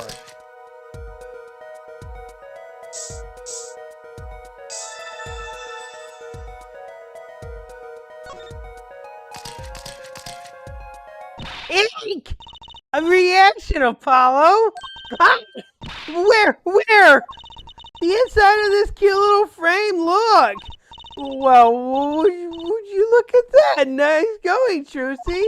I'm known to work magic. Never mind that, I was the one who found it. Tiny frame added to the court record. Why would the inside of the frame have poison on it? Looks like we found the only other piece that was poison in any case. So Emma, I was wondering, what's the story about this reporter that came here for a story the night of the crime? I'm afraid I can't tell you because he's going to be a witness tomorrow, I hear. I thought so. I'll never forget that face. What was his name? Ah, right. Brusho. Brusho? He's after a scoop to sell to the papers. So a reporter comes for an interview with a painter? His first interview ever, and that night he's killed? Seems strange to you? Really strange. It does raise a few questions. I'd like to speak with this reporter if I could. Well, I hear he's on the beat today too. He said something about covering a magician. Magician? Well, if it is not Trucy, it leaves only one other person. It wasn't Valiant Grimari by any chance, was it? Yeah, something like that. He's got some big show lined up, I hear. So he's out interviewing Valiant Grimari. Looks like I'd be heading out to the Coliseum again sooner than I thought. Here, I'll give you the reporter's card if you want. That's not a... It says business card, but that's an awfully big one. Grishow's card added to the court record.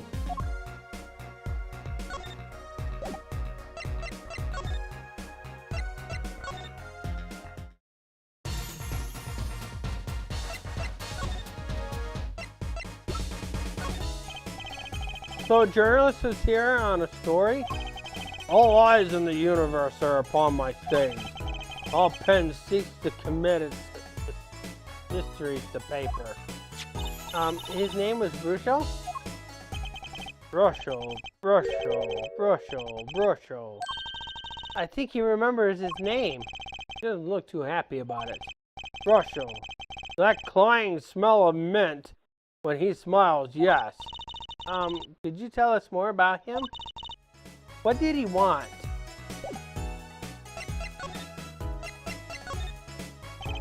A man by the name called on me just now. Just now? Balanced vision is always toward tomorrow. Balanced feet steps always forward. That is all.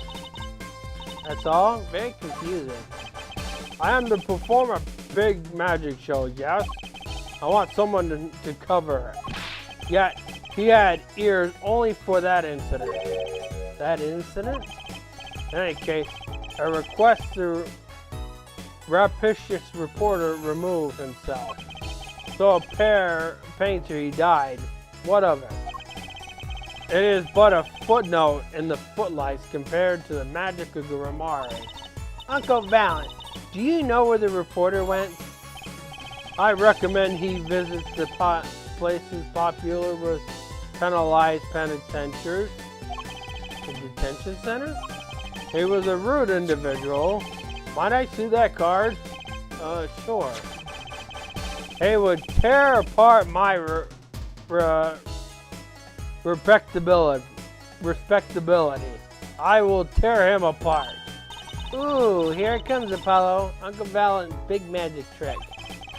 Is he going to fix the card? Not sure that qualifies as big magic. What happened to the big magic? Isn't that more miraculous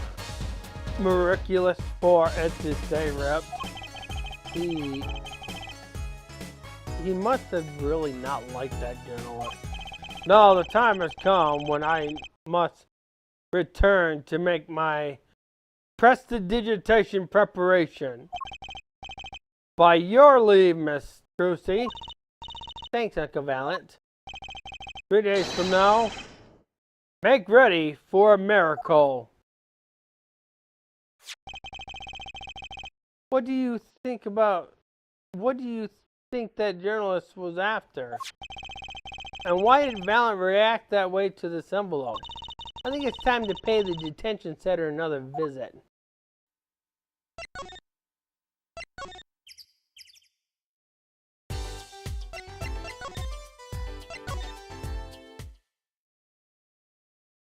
October 7th, detention center, visitor's room. I think I hear what you're saying. We're all doing it for the money, end quote. No, not at all. Looks like someone's already meeting here. Maybe the reporter?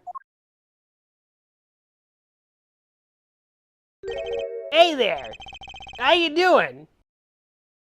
Who might you be? Sorry. We didn't know someone was already here. I'm Apollo Justice, attorney at law. Talk about a nervous monkey. You're Justice, you? You know me? Do I know you? Of course I know you.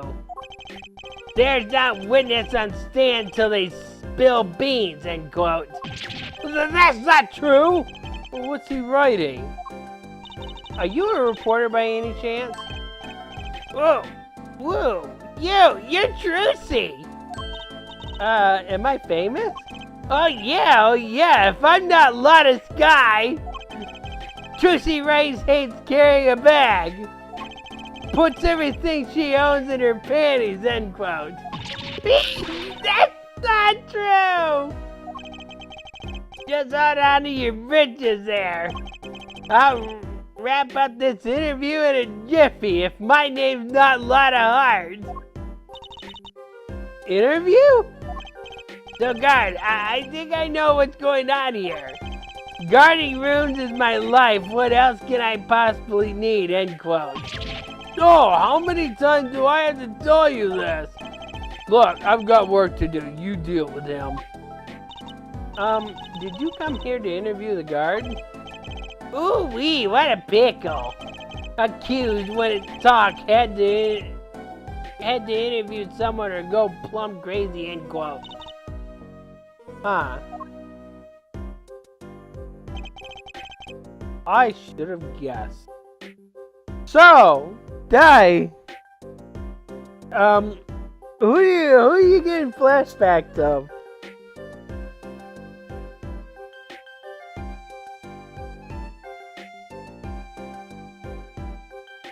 I think I might have mentioned the name, right?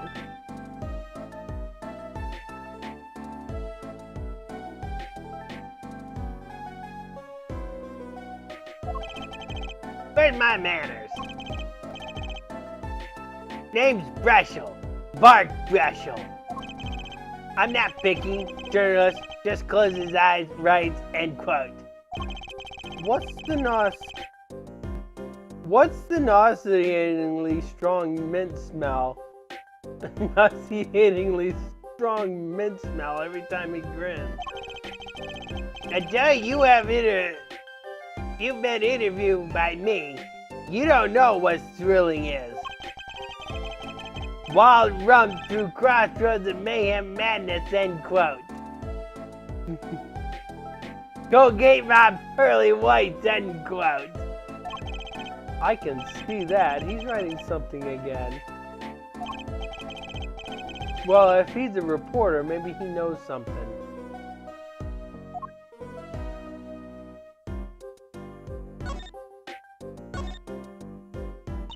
So, Mr. Bristol, you're a journalist?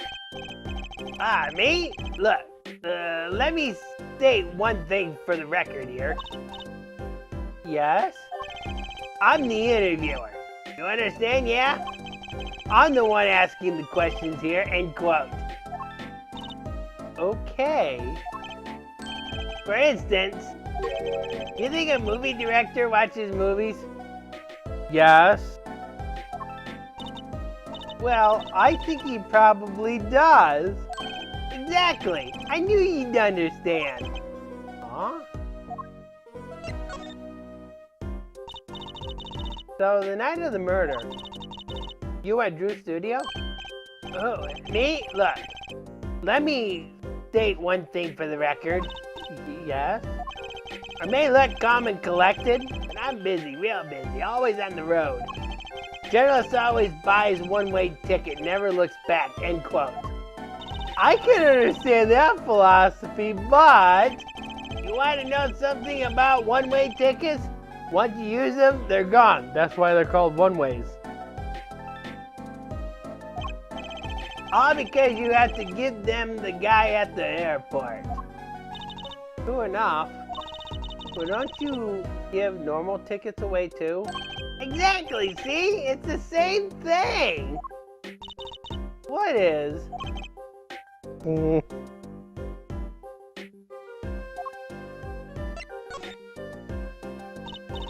So you want to do a story on Drew Misham? And he's never had a story done about him before? That's right, look. Let me say one thing for the record here. What? I'm sure you're going to want to know about my source. What tipped me off to Drew? Why do the interview in the first place? Well, yes. Look, it's like, oh, I got it. Say, there's this burger joint with fabulous ketchup. You think the burger guy's gonna tell me where he got it? At the supermarket, maybe? Exactly. See, that's what I'm talking about. I think I may have actually understood that one. Well, there's nothing I can talk about, really. Walls have ears, eyes, especially glass walls with speakers, end quote. Right. Guess we'll leave then. But since you're here, might as well tell you a tidbit of news I saw just for the heck of it. Sure, tell us. Just for the heck of it. I remember like it was yesterday. I'd seen a movie on a trip and wandered into this burger place with amazing ketchup, when an article in a tabloid caught my eyes. Fabulous oil painting stolen from art dealer's gallery, end quote. I believe it was. An oil painting? Happens every day, right? But I thought I'd seen that painting somewhere before. A painting of a giant peach flowing down a river. Someone stole an oil painting of a giant peach? Journalists can smell scoop better than burgers, end quote. I hunts for these clues.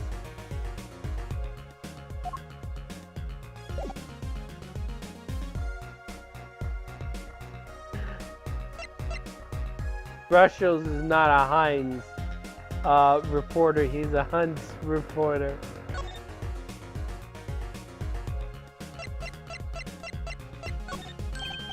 Right. Let me go on the record here. Yes? I know what you're going to say. Russell, take this. Write brilliant columns, end quote. I don't think so. Look, buddy, I write brilliant columns about one thing. And that's food. Try to understand. What could he possibly be writing? He didn't listen to a word I said.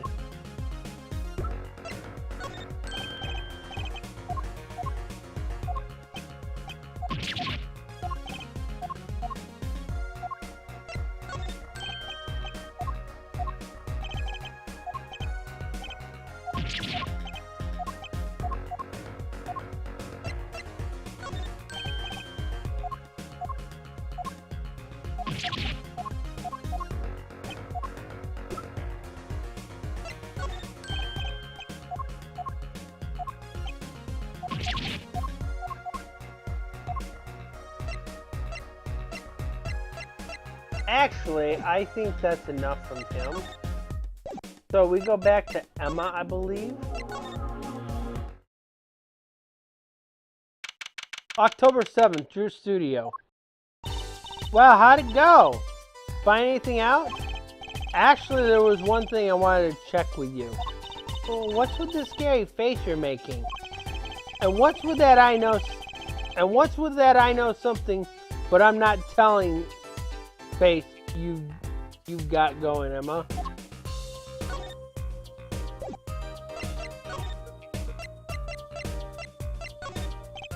Emma, about this painting. Oh, that? Quite good, isn't it? That's not what I wanted to ask you. If you want to examine it, that's it. I'd be happy to tell you if you got a good reason. Without that, sorry. I guess you want us to do a little bit more first. Okay.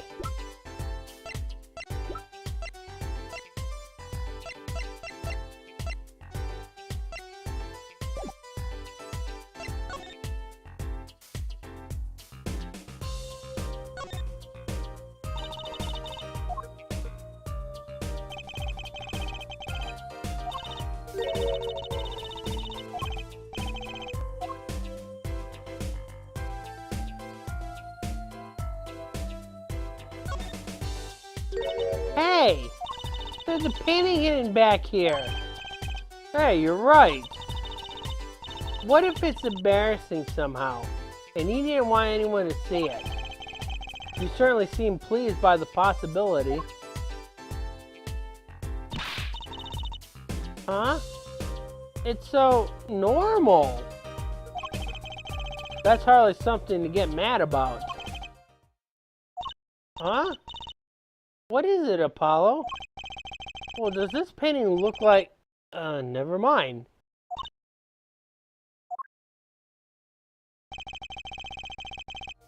I better get a professional opinion on that. Hidden picture added to the court record. Okay, so we will present this. This painting came from behind that dresser. Yes, so? It was stolen, no? I was hoping you wouldn't figure that out. Do you think you can tell us a bit about this? I suppose. It's what you think. Drew Misham was a forger.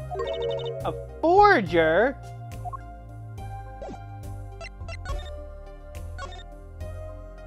So, what exactly is a forger? Well, basically it's someone who makes forgeries. Fakes, in other words. Fakes? Copies of an original.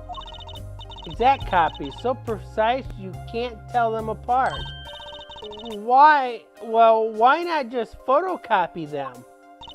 The big problem with forgeries is that people try to sell them as the real article, which happens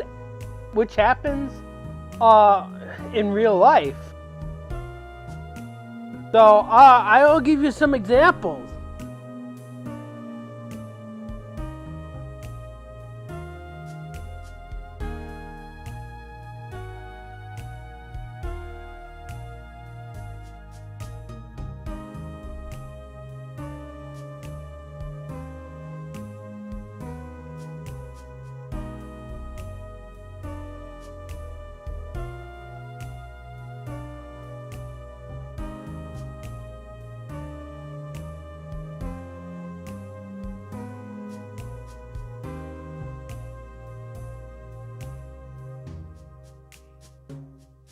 So let's take a look at this one. You can obviously see that they're not trying to fool somebody with this, right?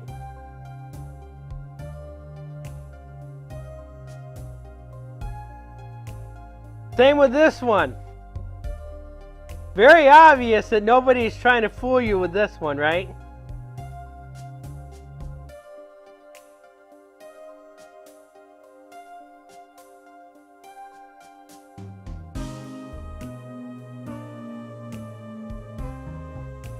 Now, let's take a look at this one.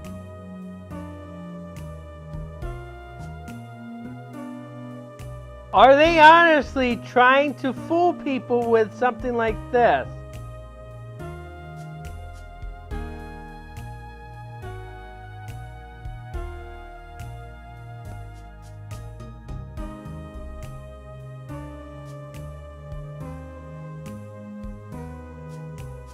Looks like the actual game, doesn't it?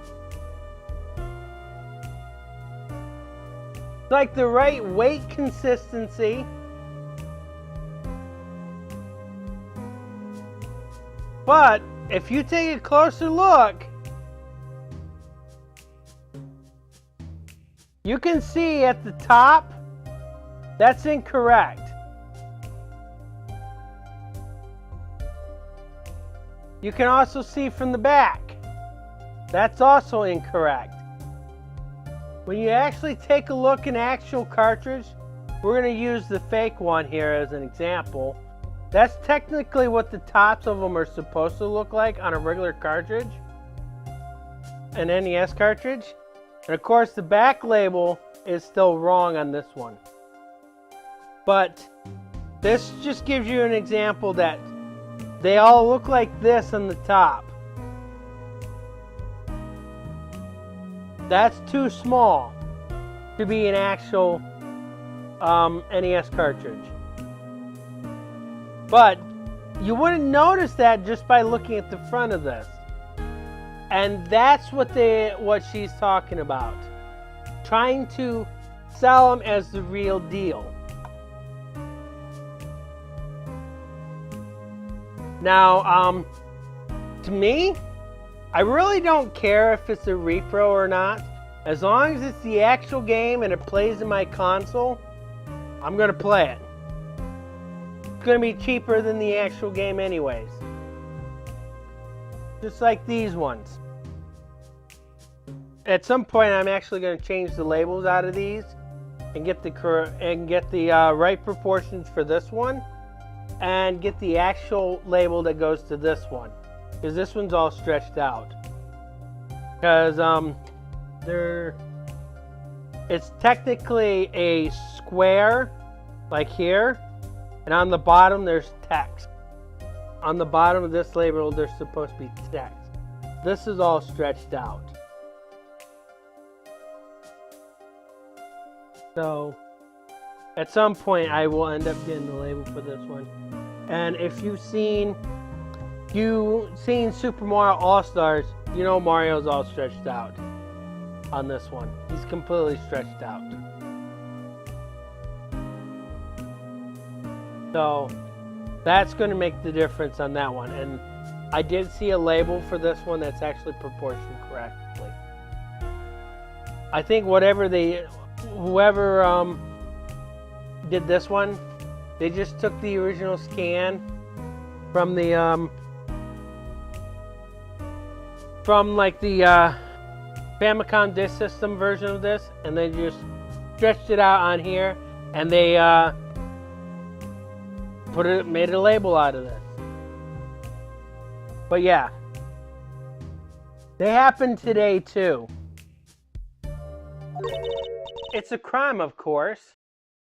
It is. So Drew Misham was a criminal.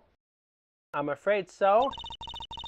He received money to create elaborate forgeries to supplement his work in illustrations, I guess. I see. Actually, that's why I brought this here in the first place.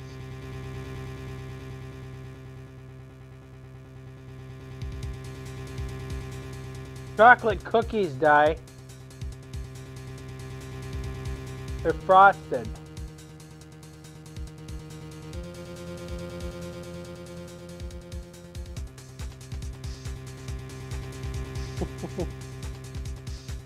You got your gimmies?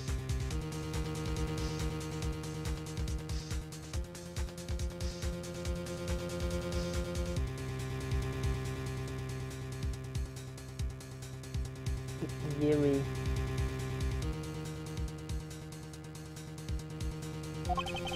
What do you mean? When you're trying to determine if a painting is a forgery, the rough sketch underneath can be a valuable clue. So the rough sketch is like practice for the real thing? Like doing a magic trick in front of a mirror before you go on stage? No. But not in this case of forgery, not necessarily anyway. You know what the finished product is going to look like after all. Oh yeah, I guess you would. That's why I brought this. I'm going to use it to see what's under the painting of the finished pieces. I get it now. Not that I really need to go to such lengths. Thing is how one of the paintings was only half finished anyway. Still, it'd be neat to see Mr. Misham's rough sketches. Kind of like what he was drawing when he thought no one was looking. True. That would be interesting and maybe valuable for our case. You should try buttering her up, Apollo. Flattery will get you everywhere, they say. Maybe I should ask him to help us out. So, we'll do one of these. I kind of want to see the rough sketch under this painting. And I was wondering if your tool there might do the trick. Oh, fine, just this time, though. Let's check it out. Okay. So, Di, I'm going to let you be the picker. Pick one of these paintings. And, we'll figure out which one. Because she's going to eventually do all of them anyway, so you get to pick one that we can start out with.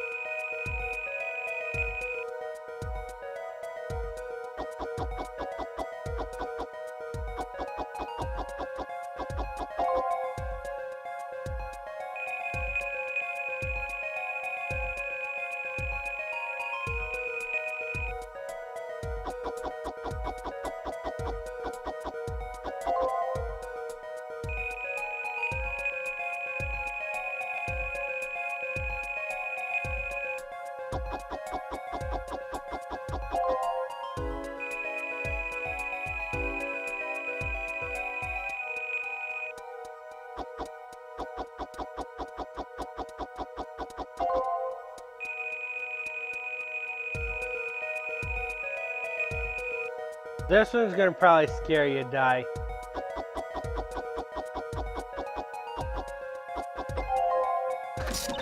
Okay, let's print this one out. What? What the heck? Wow, he really blows. The finished painting isn't anything like the rough. Devices like mine don't exist. Didn't exist until recently. He probably thought he could draw any sorts of thing he wanted to for the rough. What do you mean? Well, in the past, you could only analyze the composition of a rough sketch. Composition? In other words, the traces of the charcoal between paint and canvas. So you can tell if there had been a rough sketch, but not what it looked like. Ah. I think I follow you. So in a sense, it wouldn't matter what was underneath the finished painting. So pros would actually paint out a rough sketch entirely. Then do a completely new painting on top of that. So Mr. Misham was drawing whatever he wanted before painting over them? Possibly. Is there a problem with that? Not particularly, but something about that sketch itself is kind of odd. You're awfully silent all of a sudden, Apollo. You think we could check out one of the other paintings? Well, sure. You like this device stuff, detection stuff, don't you? Which one do you want to do next?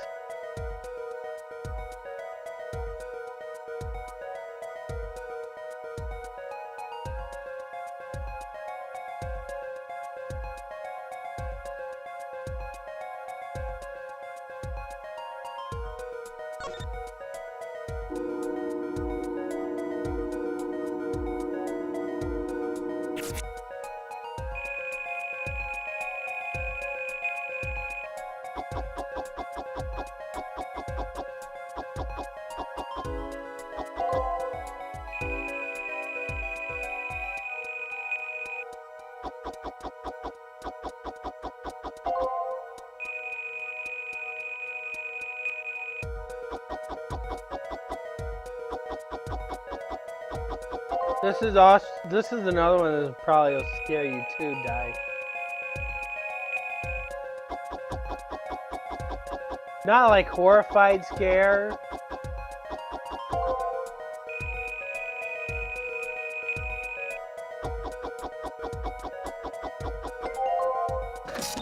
Okay, let's print this one out. This one too! What's wrong, Apollo? You look so serious all of a sudden.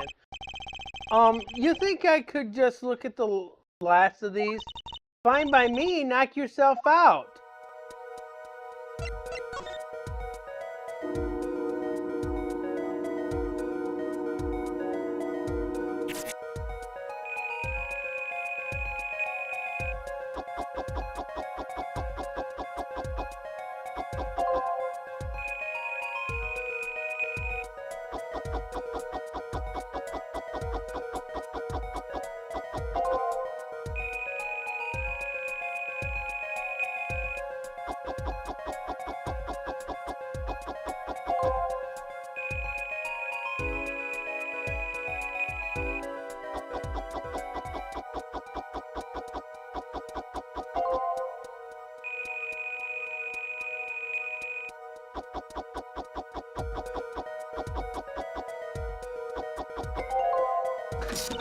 Okay, let's print this one out. What the heck is all of this? I hesitate to ask why you're getting so excited. You sure your device isn't leaking some kind of strange radiation? Trucy, look at these 3 sketches. Do you not notice anything? Did you notice them, Di?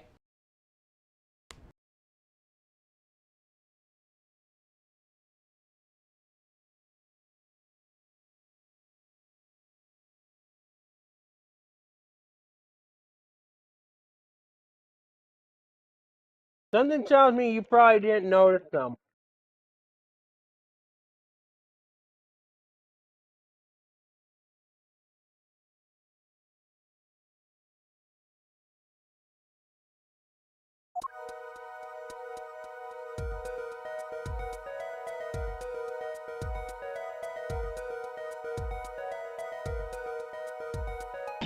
Ah! She noticed them just now. Now you're both white as sheets. What's going on? These sketches are of the 3 cases I worked on. Can you see it?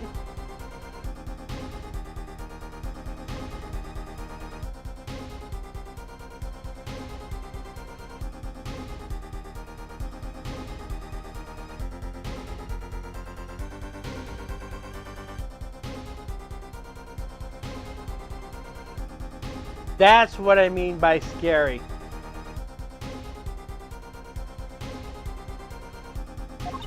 What? The murder in the poker room at the Borscht Bull Club. The dead man pulling the noodle stand. You can see it now, Di?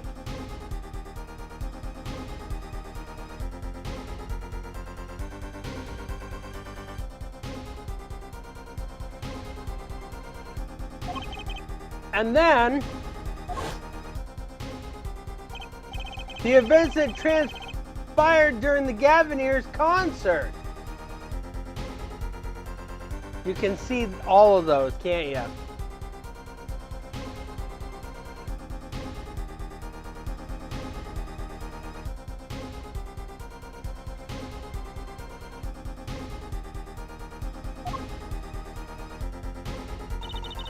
What could it mean? How could he have drawn those things, and why? That's what I want to know. Wait, is Drew Misham your father? Give me a break! Does that seem even remotely possible to you? I'd never even heard of any Drew Misham before. I hadn't even seen a picture of him. But there were my cases, drawn on his canvas. Every single one of them. It couldn't have been a coincidence. Just who was this Drew Misham? And what did he have to do with me? Did you see that die?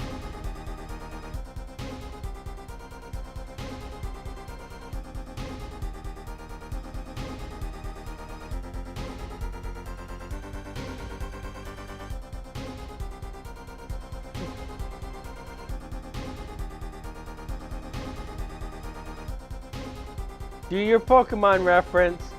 A wild loony has appeared.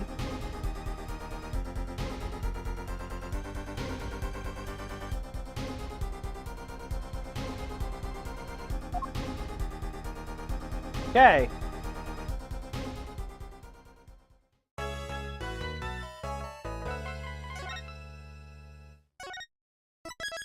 Okay, time to talk about this case. Some cliffhanger, wasn't it, Di?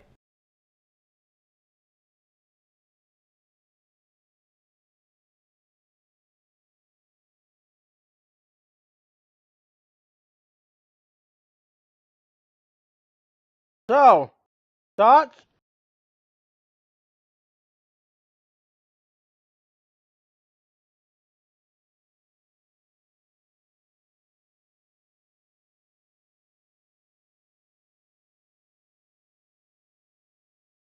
Not much? You have something on your mind?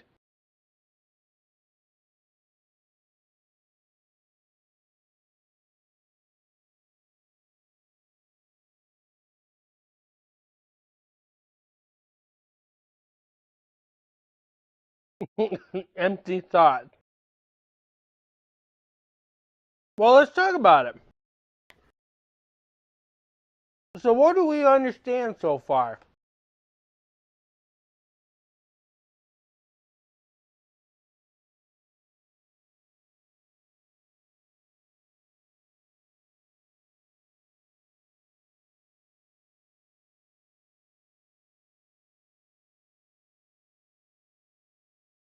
Well, Drew Misham is a forger.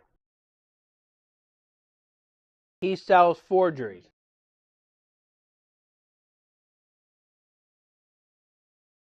And the red envelope, the letter is of his client.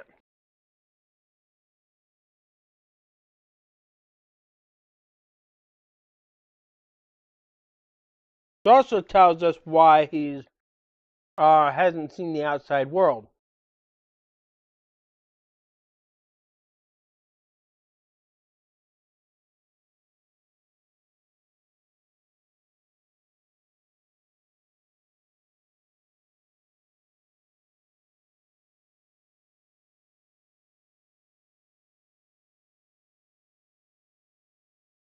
Because his business keeps him indoors.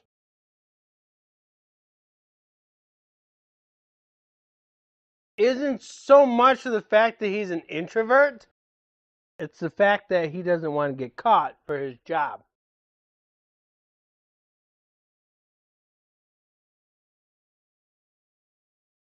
Now, the big mystery is How does he know about the 3 cases that Apollo's been through? Is it coincidence? 3 cases. Is it coincidence?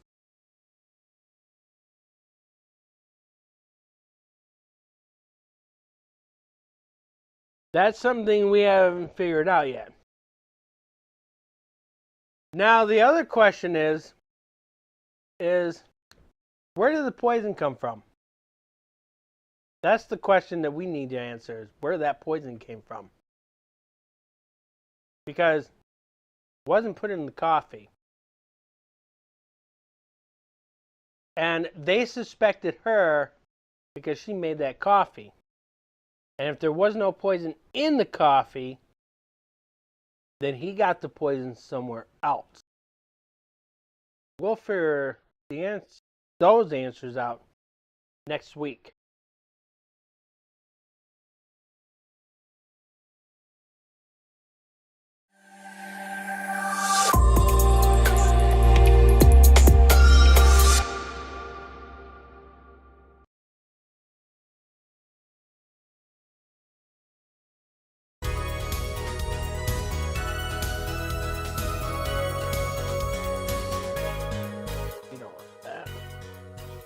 Okay. Alrighty. That's going to conclude everything for today. So tomorrow is going to be 4 swords on the Game Boy Advance. Tomorrow we're going to continue Daihatchi GU. We got into it a little bit. Tonight's Discord stream, I got a little extra for you to do. It's going to be very quick, not really big thingy.